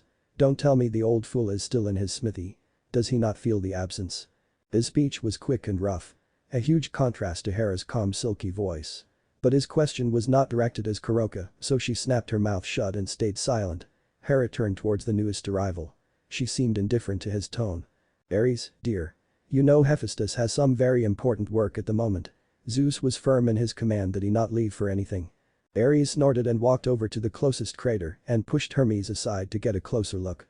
Hera turned back to Kuroka and looked expectantly at her. "Lady Hera. Your husband and his brothers, they are dead." The surrounding gods flinched at the words and Hera stepped towards her threateningly. Her aura was bubbling just beneath her skin and her gaze was venomous. When she spoke her tone cut across the night air like a whip. "You dare lie to me? My husband and his brothers could not have all been killed at the speed their signatures disappeared. Speak truly, what happened?" Her commanding aura forced Kuroka to her knees. She breathed heavily and looked towards the angered goddess. She really didn't like dealing with gods. "Lady Hera, I spoke no falsehood. The being known as 666 was talking with the brothers. I was not close enough to hear what they said. But they clearly did not reach an agreement and 666 flared his power. More words were exchanged and then the brothers summoned their strength. But 666 powered up further and within several seconds he slew them and turned their bodies to dust." Kuroka fixed her gaze to the floor and hoped they wouldn't kill the messenger. But suddenly a second set of godly beings appeared. Their arrival was covered in ethereal golden light as well. Kuroka looked and gulped at what she saw. "Oh, what do we have here I wonder? I sensed old man Zeus and his brothers in a fight but I don't see them nor do I sense them any further. Could it be they were killed?" The arrival froze the Greek gods and they all suppressed a chilling shiver in their spines. Ares stepped forward to meet the arrivals. "Scum. What are you doing here?" Kuroka could feel his power bubbling and she knew a fight was about to break out. The bad blood between these two groups went back to their very origins. Seeing the gods were focused on one another, she quickly slinked her way down the street and away from the impending fight. She could clearly hear one more sentence before she was out of earshot. "You dare Ares? You are nothing but a shitty weak god of war. Mars am everything you wished you could be. Speak again and you will die trash." Thor. Wow. That is a lot of gods. Naruto had just checked into an average hotel on the other side of the city. But the mass appearance of so many gods had him on edge. Naturally he knew his actions would attract a lot of others. But he really did not want to be involved in anything further. "Hopefully they will just leave me alone." Kurama snorted. "There is no way you are going to get to sleep tonight. Just accept it and head into the dimensional gap already." Naruto sighed. What Kurama said was true. He wasn't likely to be left alone as long as he stayed within this dimension. But he was not yet ready to head back. His chakra had not fully replenished. And what lay in wait for him would require his full strength. So he had been killing time within the city as he recuperated. The powers all flared up and a fight was clearly brewing. Naruto could clearly sense that the second group of arrivals were stronger. Well, he had probably killed the big hitters for the first group. The speed they reacted with was probably due to their connection with the three he killed.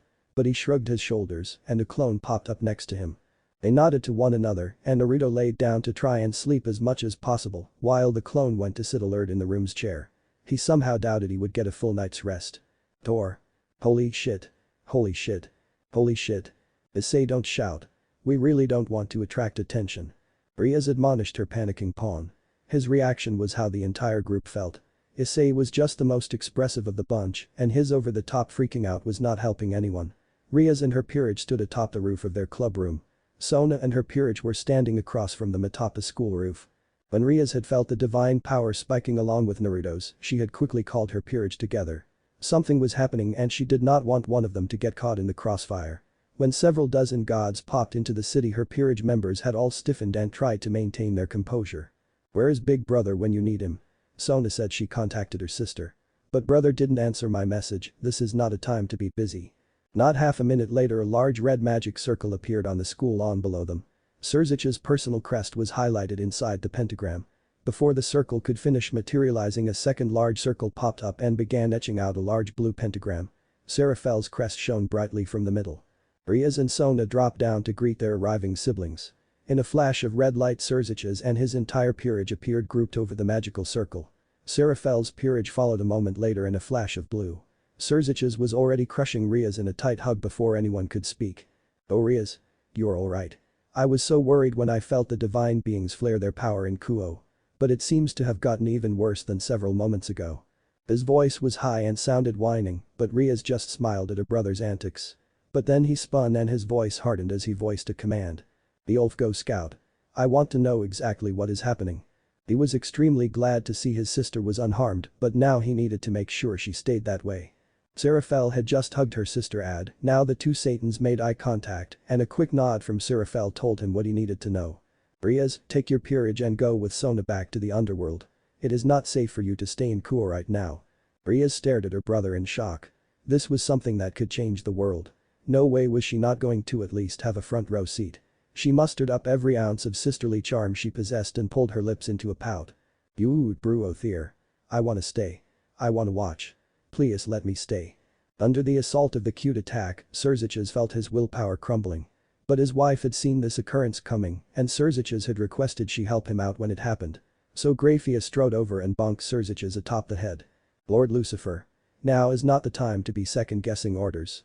Rias, listen to your brother's orders and return to the underworld. You do not have a choice in the matter. Now Lord Lucifer, Lady Leviathan, we should head closer in case we need to act with haste." The matter was settled in her head and she threw Surzich's over her shoulder and popped her wings out. Surzich's peerage followed her into the sky and after Seraphel had scolded Sona, she likewise followed them up. The glint from Sona's glasses caught Ria's eyes and they both smugly looked at one another as they simultaneously agreed to follow as well. "Tor. You dare call me trash, Mars? Say one more thing and I will spit you upon my spear. Your guts will stain the street red. 1,000 punishments will be wrought upon your mother and your father will become my personal servant. I am Ares." Hera was eyeing the arrivals wearily. And when her son started arguing with his counterpart, she knew she needed to defuse the situation. She stepped forward and blocked Ares off. She glared at him, then turned her head and politely nodded her head towards her counterpart. "Lords and ladies of the Roman Pantheon, good evening. My son is as unruly as ever, please ignore his earlier remarks.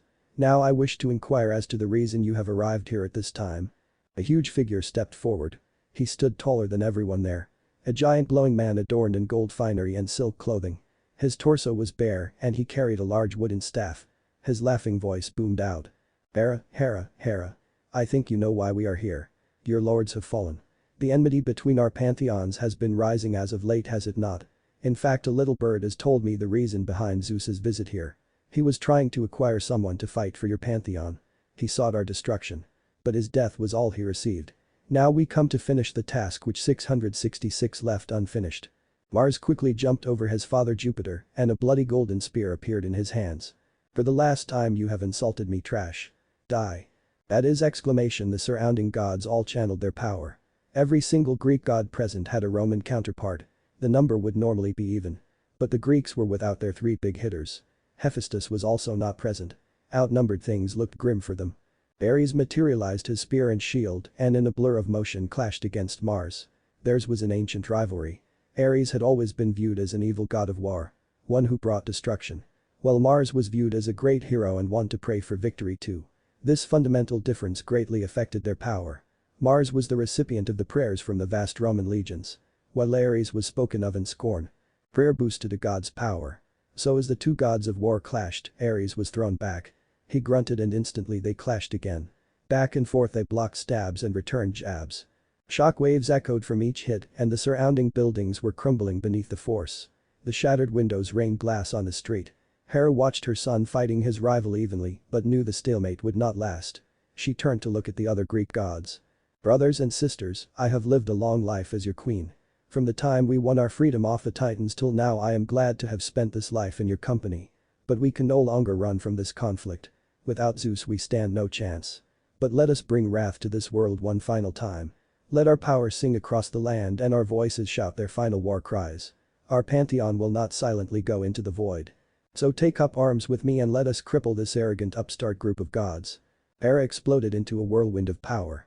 A large golden aura framed her against the night sky. She turned towards the Roman gods. Her arm raised and her finger pointed.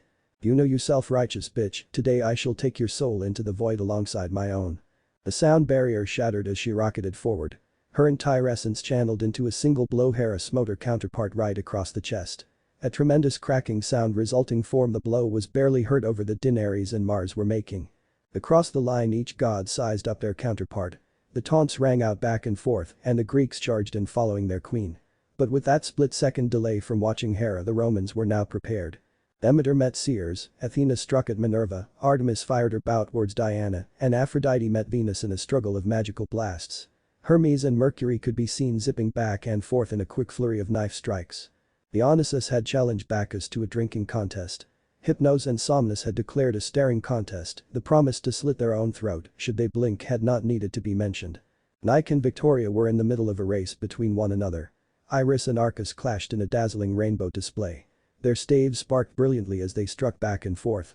Titch and Fortuna were betting on the different outcomes between the fighting gods. The victor would claim the other's life. But there were a handful on each side who had no counterpart. With Zeus dead, Jupiter could easily wander around the battlefield and overwhelming the fighting deities. But he had Neptune, Pluto and Vulcan flanking him as he approached the unmatched Greeks. Apollo, Janus, and Hecate, you three know what I am here to ask. Originally you abandoned the Greek pantheon to join us and continue being worshipped. I will ask you just this once. Come back again or perish where you stand. His voice boomed with power as he spoke to them. Hecate flourished the two torches she held and her voice whispered out from beneath her hood. Of course, Lord Jupiter, it is not my time to perish. I shall reclaim my position within your hall. Janus was muttering back and forth with himself and both groups were ignoring him while Jupiter looked toward Apollo. Apollo's handsome face grinned brilliantly and he gave a thumbs up. You know me, Jupiter, I would never miss a chance to keep on shining. Count me back on your team. But you might as well just kill Janus. He will never come to a decision. It's kind of his thing, you know. Jupiter laughed heartily and a lightning bolt flashed from his hands and blew a gaping hole through Janus's chest. The two-faced god slowly fell backward as his golden ichor splattered the ground below in a shimmering rain. Turning back to the fighting, Jupiter observed the battles. Hera had joined in several other fights and managed to double-team Ceres. She had come up behind Somnus and slit his throat. Currently she was assisting Ares' battered form with Mars. But everywhere else the Greek counterparts lay slain on the ground. Once half the Greeks had been defeated, even Fortuna had taken Titch's head. This conflict had an obvious winner and they needed not wait on the final fights to determine a clear winner. Jupiter laughed. Only Hera and Ares were still breathing. He zipped forward and cut off Mars' death blow. Do you think you have accomplished something with your defiance, Hera? Well, look around you. The surrounding city of Kua was burning. Over half the city lay in ruin and buildings were burning everywhere. The citizens had fled when the fighting broke out, but charred corpses were flung all about. The worst part of it all to Hera was that with Pluto still alive and at 100%, it was likely he could resurrect the slain Roman gods. His power over the realm of death was strong and he probably had already caught their dispersing souls and was preparing to merge them back together with their bodies. Hera looked down at the bleeding form of her son. Ares had always been a handful, but she did not want to see him die. Certainly not like this. Golden ichor spilled in the ever-expanding puddle around her. She wanted to weep for the fate her pantheon had suffered. But her dignity would not allow it. Jupiter turned to look at the counterpart of his wife. He chuckled to himself. This fight had been building up for hundreds of years. They were ancient enemies and both had always wanted to eliminate the other. He had never imagined it would have been so easy. He had always imagined slaying Zeus after a titanic battle that shook the heavens and earth. Among huge craters and bubbling spouts of lava, he would look down on the battered form of his rival. Rain would be beating down all around him and a flash of lightning would strike down towards them. He would catch the bolt and use the very element both he and Zeus controlled to deal the finishing blow. But instead his rival and the other two brother of the three great Grecian gods were slain by an anomaly. A being who was stated as the bringer of the apocalypse. He stepped forward and without ceremony his arm shot out in a blur and with a crackle of lightning, Hera's head was removed a second movement and Ares' heart lay splattered on the concrete as a bloody golden paste. Truly 666 had taken his moment of triumph from him. In a fight between the gods such a loss had immediately spelled the doom of the Greeks. He sighed and turned towards his comrades. Vulcan, go to Olympus and do what you have always wanted. When you have slain Hephaestus, destroy everything. He restrained himself from a great victory speech. He had long since perfected what he wanted to say. With Zeus's head in his palm he would crow in victory and deliver a great recount of all the past wrongs the Greeks had dealt them. But he felt it in bad taste. He truly had no sense of accomplishment now. The ground rumbled slightly and in a flash of golden light the assembled gods vanished. Thor.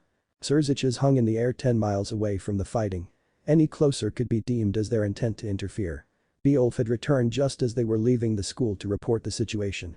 When Cerziches heard he had dispatched Beowulf to the underworld. He needed to start assembling the various devils to arms. Whether they would be involved in any coming conflicts didn't matter. The likelihood was high and they could not afford to be caught unprepared. Seraphel and he had watched with grave expressions. The collateral damage anytime the gods met in a clash was immense. Some of the shockwaves threatened to knock him from the air. He had summoned a barrier to protect his peerage from the pressure being exerted. The factions had not even fought for an hour and the fight had been decided. A powerful faction was completely annihilated in a single night. All because Naruto had thrown off the balance. Why had Naruto killed the three gods? Would he kill anyone else? Unanswerable questions currently. Seraphel spoke up. This is a serious event. With the Romans now unopposed by the Greeks, their influence will start destroying the delicate balance between all the various factions. Cerziches couldn't help but chuckle. Yeah, the Greek and Romans couldn't help but purposefully oppose each other on every matter large or small. The factions the Greeks supported must be freaking out right now. Seraphel looked at Cerziches incredulously. You know the Greeks were on good terms with us, right? The Romans were close with the fallen angels. That's half the reason they were able to get so much land in the underworld. Cerziches' smile fell from his face. Foreign relations was not his forte. He dealt with public morale and day-to-day operations of the devil faction. Well shit. Everyone grouped around him couldn't help but agree. Thor. All across the world and in the various attached dimension. Prophets, oracles, shamans, seers, visionaries, dream walkers, and fortune tellers spoke the same words at the same time.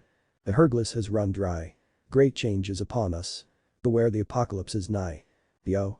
I realize this is not the entirety of either the Roman or Greek pantheons. These are just the gods and goddesses I wrote. There are so many it would take forever to write them all in.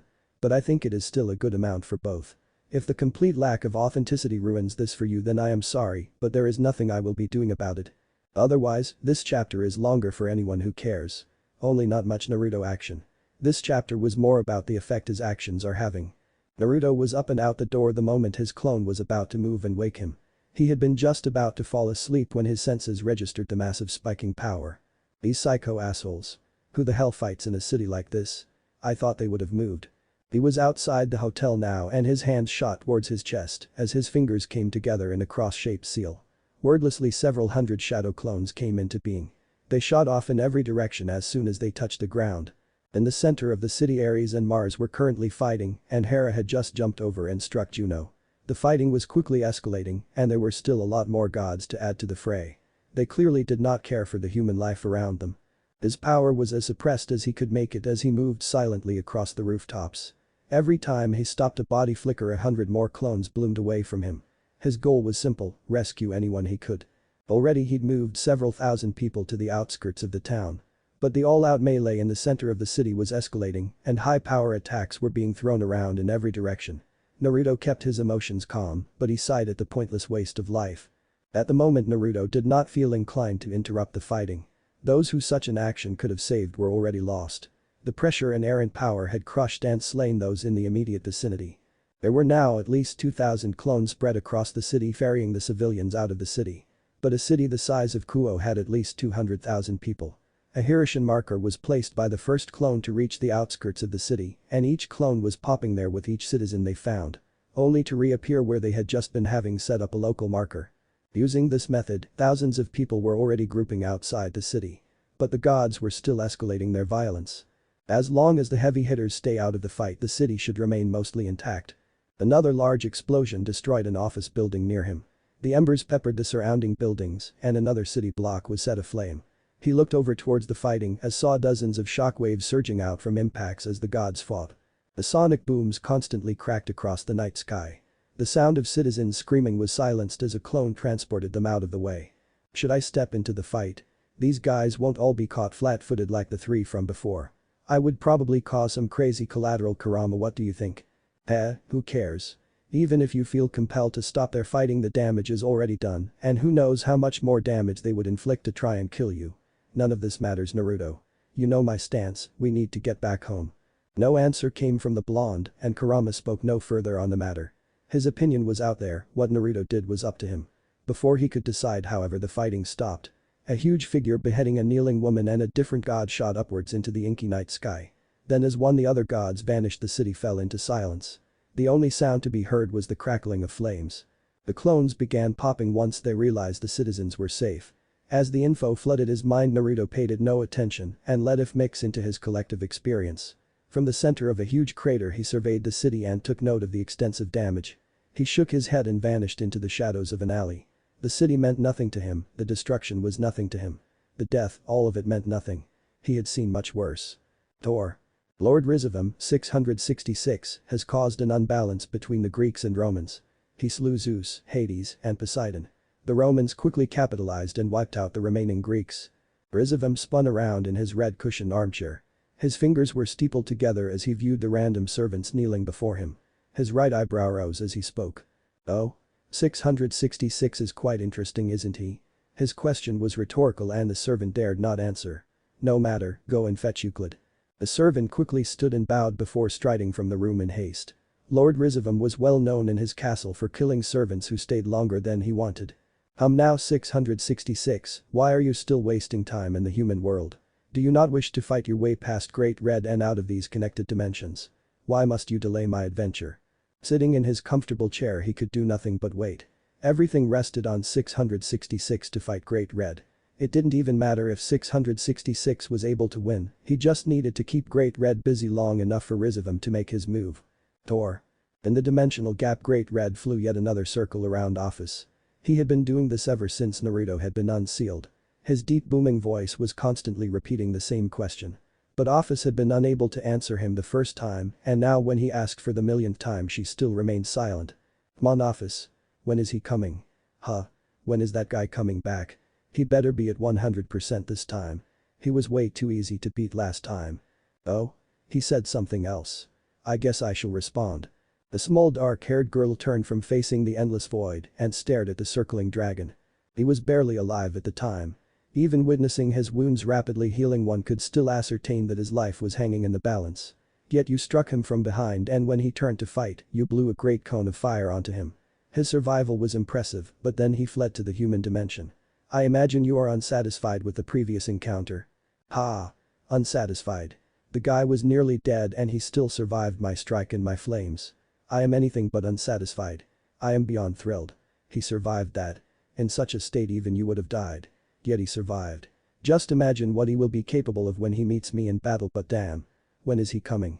Office merely stared blankly. She still did not have an answer, so she would just keep waiting. Thor. That Riaz. What just happened? Issei's frank question had the entire room's attention. Sona and her peerage were in attendance, and the occult research clubroom was getting cramped as they mixed in with her peerage. She looked at her pawn and took a moment to gather her thoughts. Riaz then spoke a minute later. Well. From what I saw, it seemed to be the ancient Roman gods fighting and killing the ancient Greek gods. They seem to have destroyed a huge portion of Kuo and likely killed most of the inhabitants. As to why this happened, I can only guess. Her tone was dull and her speech to the point. It held none of her usual sugary happiness.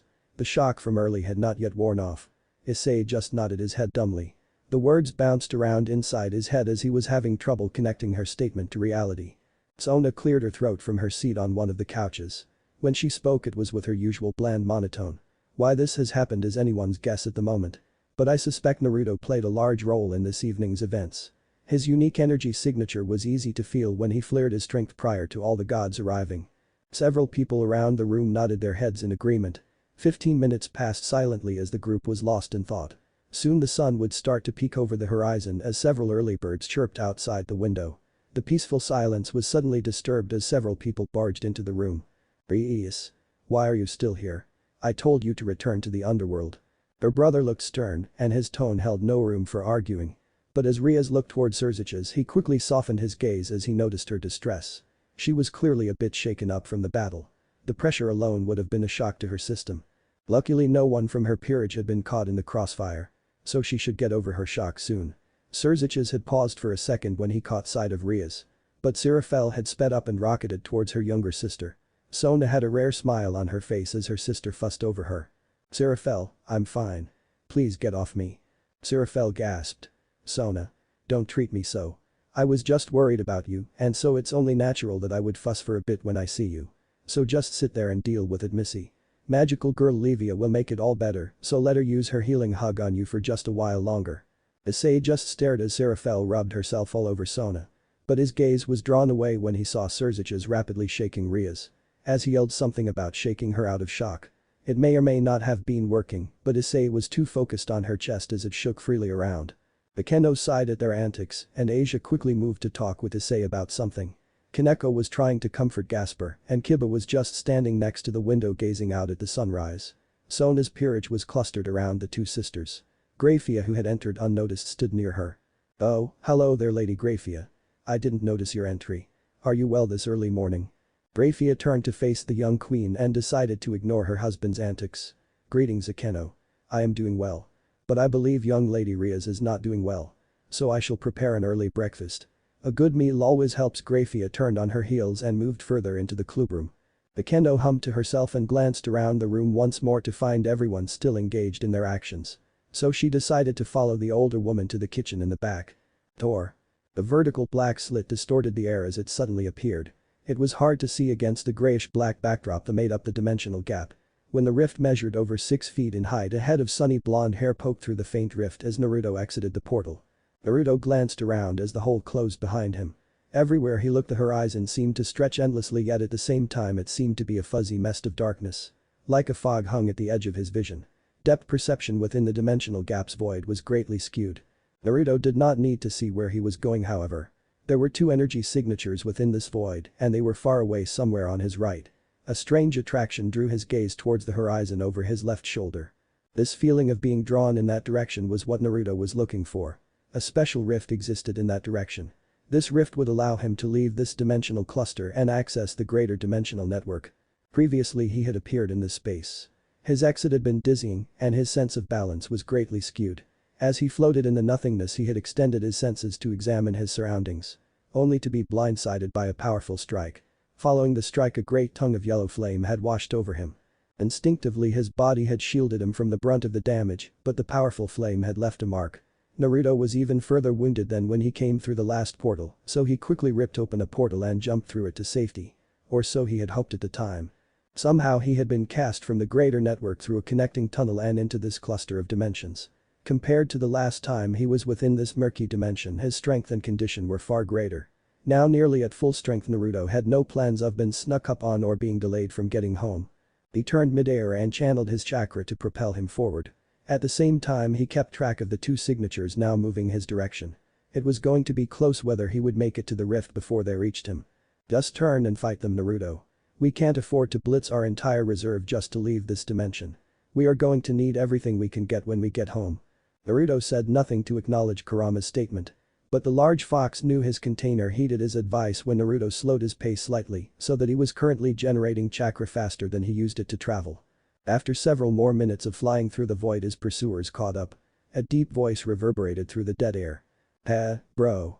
Why are you flying away? Are you not here to fight me properly this time? This fight is going to be a good one, I can tell. A strange glint shined in the dragon's massive black eyes. His tone was playful, but his suffocating intent showed through as he tried to force Naruto's surrender through bloodlust. Naruto just sighed and turned to face the creature. The sight of a small girl wearing a frilly purple dress actually managed to catch him off guard for a moment. Not that anyone would ever know. Professional ninja did not get caught off guard. "Look, I am just trying to leave. So don't bother me and I won't bother you." The killing intent was massive, but Naruto was not cowed by it. He had truly faced far worse before. He had not the time or inclination to tangle with this beast. But the thought was not reciprocated. A deep booming laugh came from the dragon's throat. "Leave you alone? No. I don't think so. You will fight me and this time you will not escape. Trespasser, you do not belong here." The beast lunged forward. His mouth snapped where Naruto had been a second earlier. A dozen clones sprang to life surrounding the dragon, and as one they silently fired off a huge combo of fire and wind techniques. The hellstorm raged against the dragon's scales, but Great Red took no damage. He span swiftly and his tail whipped out and managed to dispel half the clones. Great Red roared his displeasure at killing fakes and turned towards the remaining group of Narutos. His jaw snapped open and a swirling cone of bright flames burst forth. Great Red swept the inferno horizontally and the remaining clones popped as they got caught. But the real Naruto hovered above the dragon's head. His eyes narrowed in annoyance. He'd wanted the clones to distract the dragon while he made it to the exit. But it seemed they would not be capable of delaying it for long enough. He would have to cripple or kill the dragon to make his move. A large swirling Rasengan gathered over his right palm. A visible white tinge colored the edge as a high-pitched drone cut across the silence of the void. 4 rotating blades appeared around the central ball. The shuriken-like vortex moved back as Naruto drew his arm back to aim. In a blur his arm descended and the ball was whipped towards the dragon's exposed back. The office watched silently as Great Red destroyed the copies and she saw what she assumed to be the real one floating overhead. When he summoned a swirling ball of energy and threw it, she wondered what effect it would have. The high-pitched whine alerted Great Red of the approaching attack. But his bolt counted against him as the attack clipped one of his wings as he tried to dive away. A storm of microscopic wind blades erupted in a cortex of white light. A shockwave blew Office's hair wildly around her head as she viewed the destructive power of the attack. Great Red's left wing was completely pulped to the joint. Fleshy blobs scattered in every direction and the great dragon roared in pain. "What the fuck was that? Bro. I am gonna kill you for that one." A sickening squelching noise sounded as a bone pierced out of Great Red's back and the muscles of the wing sprouted out from the growing bone. Like a rippling wave, leathery skin followed in the muscle's wake. Within 15 seconds the entire wing was whole once more. Naruto was even more annoyed. Of course this creature could regenerate. Of course. Even so, because the dragon was so large it took a while for him to regenerate when heavily damaged. Great Red spun around and glared at Naruto. He gnashed his teeth together and snarled. His wings fully extended, he flapped hard and ascended higher. A great jet of flame lanced out, but Naruto dodged. Great Red began rapid firing as he attempted to pin down his wily foe. Naruto for his part was dodging around with some effort. But he was having an internal debate on how to end this fight. He was aware of the position this dragon held. Its death could cause serious harm to this dimension. Another gout of flame nearly seared him as it came closer than the last one. "Oh. I could just seal this place off. Yeah, okay, that'll work. Sorry, big guy." Naruto sped forward and his left hand smashed a heavy hook across the dragon's nose. Great Red recoiled and snarled again. How could he not hit this guy? Naruto summoned a Rasengan twice the size of the previous one. His arm came forward and the energy ball smashed into the scaled flank of Great Red's right shoulder. A harsh grating sound echoed out as the Rasengan tried to drill through the tough scaly hide. Great Red thrashed around and his neck smacked into Naruto and blew him 100 feet away. TCH. Fuck off, human. That hurts like a bitch. The shallow round chunk was carved from the dragon's shoulder. But without more time the Rasengan was unable to drill further. "Just do it and kill this creature already. We have somewhere to be." Kurama said. The giant fox kept commenting his thoughts on how Naruto seemed to be wasting time. Naruto grimaced. "There is no other choice, I suppose. I need to pop this guy anyway." The clone sitting inside the forest outside Kuo popped. Even though part of the refined sage chakra was lost while traveling across dimensions, a huge surge of sage chakra rushed into Naruto's body. His discipline asserted itself as he focused the chakra and momentarily stilled. The next moment he was in sage mode and his body reflected the changes. Office and Great Red noticed the changes. Before they could comment, a blinding golden flash of light shot out of Naruto. When the light died down they saw Naruto in his former glory. Glowing with pure golden energy, Naruto floated in his six-path sage mode. His body shone like a beacon as he surveyed his opponent. Before anyone could blink, Naruto was in front of Great Red. A truth-seeking ball was cupped in his palm as he shoved it between the dragon's eyes. Like a rock through wet tissue paper, the black ball disintegrated the scales and skin as it touched them. Naruto was quickly stuck up to his elbow inside the dragon's forehead when Great Red reacted. He violently thrashed his head about, but Naruto did not move from his position. His arm was harder than steel as it stayed locked in place. The dragon shuddered as more of his head was vaporized. At Naruto's mental command, the truth-seeking ball rapidly expanded. Great Red was now desperately roaring as he clawed at Naruto's position. But a second truth-seeking ball was used to block the incoming strike and simultaneously destroy the offending pause. Then in a moment the echoing roars went silent. The office stared wide-eyed. Where once the strongest existence his head had been was now nothing. In a matter of moments Great Red had been annihilated and his opponent did not seem to be trying. Office could not feel fear or awe. But before immense power that was Naruto, she believed she was humbled. She was an ant to his strength. The great corpse floated absently in the void as Naruto turned to face the small girl. He was unable to sense any form of emotion from her. An oddity, but he didn't care. "Do you wish to block my passage as well?" His voice was calm, but an obvious threat lingered in the question. She stared at him and shook her head. Naruto then turned and in a blink was gone.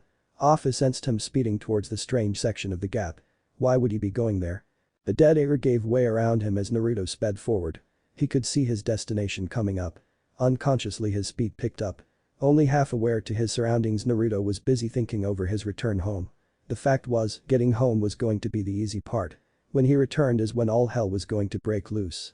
It's been hundreds of years here in this dimension, so everything back home will be hundreds of years older too, right? But Kurama mentioned the theory of relativity error. How did it go again? Mentally the large fox sighed. Naruto was still Naruto, no matter how much he changed. And overly complicated explanations would never stick long in the blonde's brain. That time can move differently depending on where you were relative to other places. So a second is still a second and a minute. But 1 minute in this dimension might be a year back home, or a year here might only be 1 second back home. Or they might experience time equally and 1 second was 1 second no matter where you are. Right, so we could arrive home and no time has passed, or it could be 1,000 years in the future. Basically. We have no idea, so the only way to know is to hurry back home as quickly as possible and hope for the best. Ah yeah, I remember. So how long? Naruto immediately stopped his question and sharply turned, coming to a stop. A wave of air flew around as his slipstream washed over the area. A ways off, he could see hundreds of figures appearing. The dark energy associated with devils wafted off the group. The fluttering bat-like wings helped further identify them. Ooh. Naruto curiously observed a figure he recognized appear. It was the guy who had released him from that rock. What had the guy been going on about at the time? He expected Naruto's help since he freed him from the rock. He snorted. That chance of that. Tor. Brothers. Sisters. Hear me out. Raphael stood before a huge crowd of angels. He was floating gently on a pure white cloud and his halo shined a brilliant gold. His voice carried a sense of importance and the crowd was silent to listen. One doesn't ignore a serious error. The great calamity is occurring. Down on Earth the beast is wreaking havoc and causing the death of thousands. Michael is content to weather this storm. He will passively sit out while our charges are slaughtered and our tenants desecrated. The creature who led our lord to his grave flaunts his freedom and commits heinous sins. Michael would have us not interfere. The prayers are flooding heaven for assistance. This creature means to bring the apocalypse upon us, and we do nothing. Raphael's words had the crowd captivated. He spoke appealing words and played upon their senses of justice and servitude. His shout only further rallied them to his ideas. Then his voice continued in barely a whisper. But everyone could hear him. No, I personally can't stand by any longer. For thousands of years I sought righteousness at our Lord's side. I acted in accordance with his will and was a protector of the innocent. When he passed I vowed to do everything in my power to uphold our late Lord's will. Raphael stood hunched over. His fists tightly clenched and his head bowed. Among the crowd murmurs of approval scattered around. Then Raphael stood straight, his passion blazed clearly as he shouted. No longer can I stand by. I shall seek out the beast and do all in my power to slay it and every other evil within our world. No more shall I be a bystander. Brothers. Sisters. Who will join me? A booming cheer rang out. Golden halos buzzed as all the heavenly powers shook the ground. Pure white feathered wings sprang up from hundreds of backs as the angels ascended and quickly went to the armory. Raphael grinned madly as he saw the effect his speech had. Tor. Just as Naruto was about to start moving again, a second rift appeared behind him in the gap. A massive wave of heavenly power surged through the black void. Gleaming halos heralded the arrival of a tide of angels. The vibrant light glinted off their golden armor, and glowing golden swords were clenched tightly in their hands. Without a second glance at Naruto, the angels rushed towards the gathering devils. None of them knew what 666 looked like. But if there was a gathering of evil devils, surely he was their ringleader. As of them stared shocked, hundreds of angels came streaming towards his gathering followers. What was Michael doing? Did he think fighting in the void would not count as break any of the tentative peace agreements? No matter the outcome, a second war was sure to be sparked from this coming fight. A roar of anger came from one of his subordinates, and the hot-blooded devil drew his weapon. A giant vengeful blade. It sucked in the light around it. An inviting blackness darker than the void. Fueled by his rage and purpose. His blade trailing behind him, the devil charged to meet the angels head first. It took the rest of his devils a moment to understand the situation, but they were inspired by their charging comrade, and similar shouts of anger heralded a massive devil countercharge. Rizavum wanted to sigh at the unstoppable battle. But instead, when a bolt of holy energy flashed by his face, he felt his old grudges rekindle.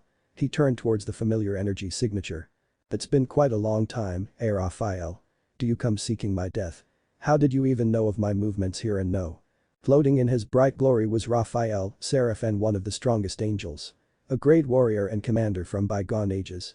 He had led countless battles against devilkind and any others who opposed his lord's mandate. And above all, the one angel Rizavum absolutely loathed. Raphael had personally defeated him twice before, and his tactical plans had thwarted dozens of Rizavum's schemes. Raphael broke his stony gaze to snort derisively. Where is he? Where is 666? Do you sinners think you can plot with that beast and not face heaven's retribution? Tell me now, scum. Meanwhile, Naruto observed the growing conflict for several minutes. Before he snapped out of his pondering and turned towards his target. Only 100 meters away was the space within the void where he could open a rift to the larger dimensional network. The gateway out of this tightly connected cluster. Naruto was there within the blink of an eye. His body thrummed with his dense power. The six-path sage chakra was amazingly strong, and to force open this gateway he was going to need a lot of it. Focusing, he swiftly sped through 100 hand signs. This technique had no name. The control needed was simply so intense he needed the signs to help properly contort his chakra. The battle was heating up and waves of power and missed attacks were flinging in all directions. Already dozens had fallen and the fight was only heating up. Before Rizavum and Raphael could cross blades, Naruto made his move. From his stretched fingertips a huge shimmering wave of pale chakra came forth. As it exited his body he sped through a dozen more hand signs and created a clone for good measure. Next to him the clone immediately gathered the dissipating chakra and started shaping it into a hollow ring 4 meters in diameter. Naruto had just finished the next step and moved into the center of the ring. He extended his arms and legs fully out and floated there shaped like a stumpy starfish. With a grunt of exertion, a cascade of brilliant golden six-paths sage chakra emerged from his body and connected to the ring on all sides. Naruto was now channeling the greater portion of his chakra into the ring. It was his first time doing this hypothetical technique, and Kurama had agreed he should err on the side of caution and overcharge the portal to be safe. As his power left his body, it emitted a titanic wave of pressure. Over 1,000 meters away the fighters instantly stilled. Their movements restricted by the overwhelming pressure. All eyes turned to look. Illuminated inside his ring and glowing vibrantly, Naruto cut the figure of an otherworldly god. Rizavum and Raphael had paused in their exchange of blows to see what was happening. The ring suddenly began pulsing and crushing waves of pressure were rhythmically washing over everyone. Over half the fighters passed out and the rest struggled to remain conscious. Inside the pulsing ring, Naruto suddenly hunched over into a ball. Then he yelled out his effort as he released a final wave of six-path sage chakra. The portal flashed brighter than ever before and the clone had to shield its eyes to not be blinded. The onlookers had not forewarning and those still conscious now had to fight the after effects of being temporarily blinded. The portal hummed with energy as Naruto stabilized it. He would certainly need to figure out a way to streamline this technique. It took way too long and way too much energy to be useful besides in this dire situation. And then he disappeared. One moment he was there in the portal and the next he was gone. His clone had already popped and the only sign that Naruto had ever been there was the floating ring of chakra. The fighters suddenly found themselves unrestricted and the angels, being more resistant to light, recovered their sight first. Following Naruto's departure, a great slaughter occurred where the followers of Rizavum were slain by the angels' rage. They realized their true target had somehow escaped. Never mind the sheer power he had emitted. Surely their righteous cause would have won out, but now they did not know where he was beyond possibly following him through his portal. Rizavum stared in dismay as his forces were obliterated. He was still quickly trading blows with Raphael as the angel took his rage out on the devil. 666 had used the fight as a diversion. How dare he? Tor. Boomph. Naruto's view instantly changed when he thought of traveling through the rift. One moment he was looking into the endless void and the next he was staring into the most chaotic scene he had ever witnessed. Literally millions of portals similar to his own were dotted across an unfathomably vast void. Similar to the one he had just come from, but the air was much thicker and he could feel the pull of gravity towards the center. But from those uncountable portals streamed a horror show of creatures. Billions of creatures were locked in an all-out melee in front of him. They were of every imaginable species and makeup. It was a frantic bloody free-for-all everywhere he looked. Suddenly a small card appeared in front of him. He reached out and caught it. Before reading. Greetings. You have established a portal to the DxD cluster 666 Apocalypse variant. You are originally from the Elemental Nations cluster 5th Shinobi World War variant. If you wish to return you should feel a pull in your mind towards the portal. Finally, congratulations on connecting to the central dimensional network. Once a portal is opened it cannot be closed. Hope you can protect this one. That is all. Kurama, do you know what this is about? Oh shit. I totally forgot about this place. Okay, basically every possible thing ever can exist in its own dimension. And there are an infinite number of parallel dimensions. They all connect here. So naturally over time different worlds found this place. And there are some war-obsessed parasite-like races. So these dimensions have basically been in never-ending war against one another here. More and more dimensions discover this place and the fighting only keeps growing. It was way less chaotic when my soul first passed through the place towards our dimension. Naruto silently took a moment to try and process that. Before he asked a question that was plaguing his thoughts. So does that mean there is a dimension where Sakura dates me? In his cage the fox fought the urge to break free and strangle his container. Yes. And before you ask, yes. Literally anything you can imagine it exists somewhere or someplace. Naruto nodded his head and absently dodged a stray arrow that flew by. Before he grinned and said that is so awesome. But then he quickly sobered his enthusiasm. I need to get home. Tor. The angels were gathering up the remains of their dead and tending to their wounded. But most of them just looked on as Rizvam and Raphael dueled. Their strikes were growing steadily in strength and they both showed no signs of slowing down. Rizvam had no backup plan in place. He was supposed to be conquering a foreign dimension right now. So he was growing increasingly desperate. Boomph. The thrumming noise echoed through the dead air of the void. The angels turned to look and drew back in disgust. A disgusting seven-armed three-legged two-headed beast was exiting the portal. Its visible skin looked to be pale white and its 43 beady red eyes were quickly taking in the surroundings. It hung in the air by a pair of sharp metallic wings. It was vaguely humanoid in shape and then the angels realized it was equipped in dull purple chainmail and carried a curved dagger in each 9-fingered hand. It suddenly turned towards the portal and shrieked. It sounded like a mix between a human baby crying and the high-pitched whine an incoming artillery shell emits. Unknown to those in the void, the creature was a scout. And it had just shrieked the all-out go-ahead green-lit attack plan. This cluster's guardian was dead. Tor. Dodge, parry, dodge, dodge, snap wrist, dodge, stab. Naruto was in constant motion as he navigated across the battle. The absolute chaos going on around him made it hard to be aware of all potential dangers. He seemed to be in between small green monsters fighting against tall thin blue ones. Elsewhere he could see thousands of humans carrying weapons that constant popped and propelled small lead projectiles. They had small trails of fire coming from their feet and they were in constant group motion shooting towards the rush of fat rat creatures charging them. There were so many things happening he couldn't take it all in. Instead he was just focusing on his movement. Dodge again, twist, and flicker 100 meters to the right. Constant motion and his sharp awareness allowed him to evade everything coming his way. He glanced back to where he had arrived. A huge stream of deformed purple monsters were flowing into the portal. But there had been nothing he could do. The portal had not been affected by the several seals he had tried to use on it. A small mental tug was guiding him towards his own dimension. He just hoped it wouldn't be too far away. This whole situation was so bizarre it was mentally draining. Tor. Raphael blasted another putrid green spear out of the way. A dozen burns littered his previously majestic armor. His sword had dissolved on contact with the creature's weapon and his energy was starting to get taxed by the amount of power he was forced to put into each kill. He had lost sight of Rizvam in the chaos of the purple monster's arrival. His group of angels had already been slaughtered or fled back to heaven. He had entrusted several to deliver an urgent message to Michael. After the creatures had come through the portal their first wave had crashed against his forces and cut through them quickly. But in the several minutes the fight had lasted unexpected reinforcements had arrived. Odds. Every god he knew of and dozens he had never heard of before had all come. This was probably the first time every god had gathered in one place ever. And they were losing. The situation was out of hand. The Norse led by Odin, the Romans led by Jupiter, the Hindu led by their various leaders, ancient Aztec gods, even several new gods that were powered by insane cults.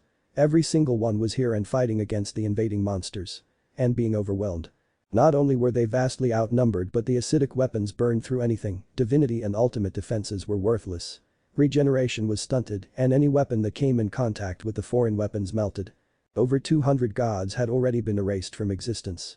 And they were all desperately trying to keep the monsters from entering into Earth. The humans would stand no chance. For this reason a huge ceiling barrier had been erected around the portal and the creatures were viciously targeting any weak points in the gods' defense to break free. It was inevitable they would. Dodging, Raphael saw an acidic arrow barrel past his chest plate.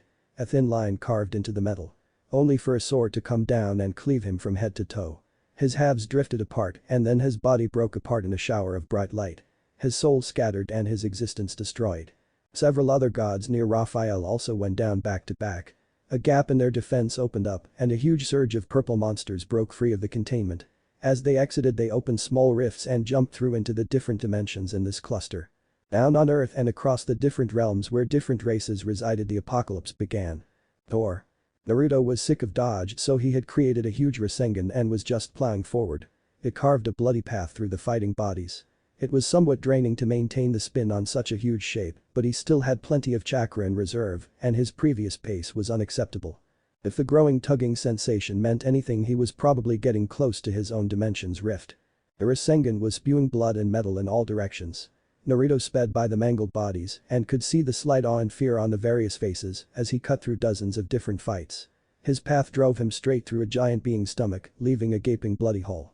Then the sensation flickered and he felt the tug coming from behind him. He had overshot his arrival. He cut the Rasengan and turned. A quick body flicker saved him from being filled by 100 silver arrows. Before his portal giant toad men fought with Naginata's against snake men who carried strange half-moon blades. The fighting was slightly calmer in this section as the various races did not seem to be as destructively powerful. Naruto flickered in between the two armies and found himself before his portal. A small shiver ran down his back. And without further delay he entered the portal and disappeared in a flash of light. Thor. Issei stared in dumb shock. His dragon gauntlet was gone. His entire left arm was severed from the elbow down. Kiba lay dead off to his right, half his face melted into a puddle on the ground. Akeno and Rias stood back to back blasting indiscriminately at the approaching three monsters. The monster in front of him leered with its central mouth. The other four were actually laughing. Then it struck and its massive cleaver cut Issei in half from shoulder to hip. For several moments he lay there in shock, not registering his situation. One of his lungs was still functioning and he screamed a soul-wrenching scream of pain. The pain was too much and he passed out. He was dead not 30 seconds later. Rias choked back a sob as she watched another of her peerage go down. Akeno had just been hit by an arrow in the thigh and she hadn't seen Kaneko since the small girl had been thrown out of the shattered clubhouse window. It's all over. Rias fell to her knees and grabbed Akeno's body in her arms. She sobbed once and then the giant monster standing over her struck and they knew no more. The scarlet light blasted forth from the ruins of the clubhouse and Surziches appeared on the inscribed Grimoire circle. His peerage was with him and each one was fully armored and prepared to fight. Surziches looked down and saw the wrecked body of his baby sister. The blast of furious energy that came from Kuo Academy lit the night sky crimson and shook the city in a massive earthquake. In all his glory Surziches rose into the sky on his 12 demonic wings. An aura of anger and power radiated around him as he scanned the school campus for the one responsible. He spotted a dozen monster and was there in a blink. The first one died instantly as he tore its head off. The other reacted quickly and their acidic weaponry forced the man called Lucifer into a defensive position. Dodged and taking minor blows on his armor. He blitzed past several strikes and took a dagger through the calf when he kicked his foot through the chest of one of the monsters and turned to pile drive a second spine into the dirt. 3 arrows sprouted from his back as they bypassed his armor and one tore into his right lung. He gasped and roared in anger. Was he the great devil king going to go down so easily? Could he not avenge his sister and slay her killers? Rafia rocketing down and right before Surzich's eyes her body pulped against a monster's club. A bloody mist coated his face and his hand came up to wipe his dead wife's remains off his cheek. A strangled cry escaped his throat as the monsters crowded around him cruelly laughed. His fury ignited further beyond anything he had ever experienced. Summoning his vast remaining devil energy Surziches supercharged his body. He glanced up and saw the wary expressions cross the monsters' faces. 100 more came through a rift on the school lawn and Surziches smiled grimly. In the massive explosion, Kuo was wiped from the map. Surziches had channeled everything into a suicide technique he knew and taken his wife and sister's killers with him to the grave in a massive fiery explosion. Tor. The underworld was in chaos as devils died left and right on the streets of their cities. These weak-class devils were killed like flies as the invading monsters tore them apart and burned down their buildings. Massive explosions erupted across the landscape as the high-class devils desperately launched last-ditch effort attacks in vain. A similar scene played out in heaven as angels died in droves against the invaders. Heaven's golden gates lay twisted in ruin and half-melted as the monsters broke into the sanctuary and fought against the inhabitants. Michael had been rallying the angels and Gabriel had been near the gate when they attacked. He found her missing a leg and her guts spilled out against the pristine clouds that made up the floor. She smiled weakly at him and said, do not see cry Michael. I don't want this rug." Gabriel's pretty face was coated in vomit and blood as she puked while lying on her back. Her body stilled and Michael felt a tear roll down his face. A dark rift opened near him and Michael turned defensively.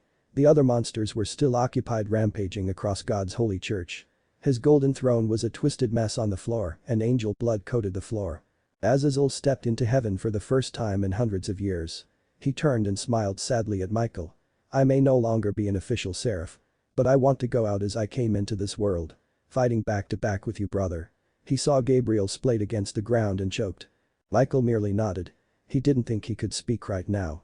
Wreathed in golden and dark energy, the two 12-winged angels turned and faced the approaching wave of monsters. They shouted their fury and charged. Azazel died first.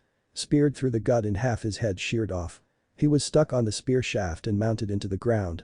Michael was obliterated in a sickly green blast of energy. His skin melted from his bones and his blood evaporated. A bleached skeleton emerged from the energy wave onto to disintegrate to dust and disappeared. Heaven had fallen. In the void, the various remaining gods were launching their last stand against the unending tide of monsters. The earth fell soon after. The various human militaries only have some success against the monsters. Nuclear explosions littered the landscape as governments launched last-ditch effort attacks and craters marred much of Earth. Already the ocean was lowering as it filled in hundreds of massive craters. The underworld fell last. The various realms of the gods had been exposed and looted by the attacking monsters. With no defenders, they had proved no issue. But the various devils, yokai, and fallen angels had managed to hang on for a couple hours. The underworld was vast and exterminated. All the hideouts took time to be uncovered and obliterated. Within 14 hours, the DxD Cluster 666 Apocalypse variant was completely exterminated and looted. Just another unfortunate dimensional cluster unprepared to fight against the overpowering races from the greater dimensional universe. Tor. Naruto stepped through and appeared back in his own dimension. Before him was the exact same sight he remembered seeing right before Kaguya had blasted him through some crazy portal when he had tried to use his dad's Hirishin. Somehow the combined space-time techniques had blasted him through the central dimensional network and straight into the strange cluster he had been trapped in. But that didn't matter anymore. Before him floated the tyrannical bitch. Her back was turned as if she had just turned after blasting him and was about to head off. Naruto flashed back through all he had been through. The Fourth Shinobi World War had raged throughout his childhood and he had been trained under wartime conditions and learned all the tricks of the ninja trade out in the field. The free-for-all had consumed every nations across the continent and no one had been victorious at the end. Konoha had been a shamble of what it once was and had absorbed the remnants of Suna and various other minor villages. Iwa and Kumo had combined tougher and Kiri had been totally wiped out. Then the combined remains of Iwa and Kumo had blitzed the rebuilding Konoha and along with Akatsuki kicked off the Fifth World Shinobi War not 3 years after the fourth. The villages were both destroyed and small roving groups of ninja fought against each other in small skirmishes. It was never safe to stay in the same place longer than 4 days. Somehow Kaguya had been unsealed. She had been going around killing off the small groups of roving ninja. She had happened upon Naruto's group and killed off the last remains of his friends. They had been engaged in altering the landscape of Earth Country before he had become a dimensional traveler. Huge craters littered the landscape, trees burned all around, and he could just make out the mangled bodies of his friends. Only several remained. Kaguya had disintegrated the majority of them with her all-killing ash bone when she first struck. Now back and only several moments after his apparent departure, Naruto felt his old rage ignite. His presence couldn't be masked, so Naruto wasted no time and flew as fast as he could towards her back. They had a score to settle and Naruto was going to get his revenge, one way or another. What if Naruto is Trihexa Highschool DxD? End here and thanks for watching my video till the end.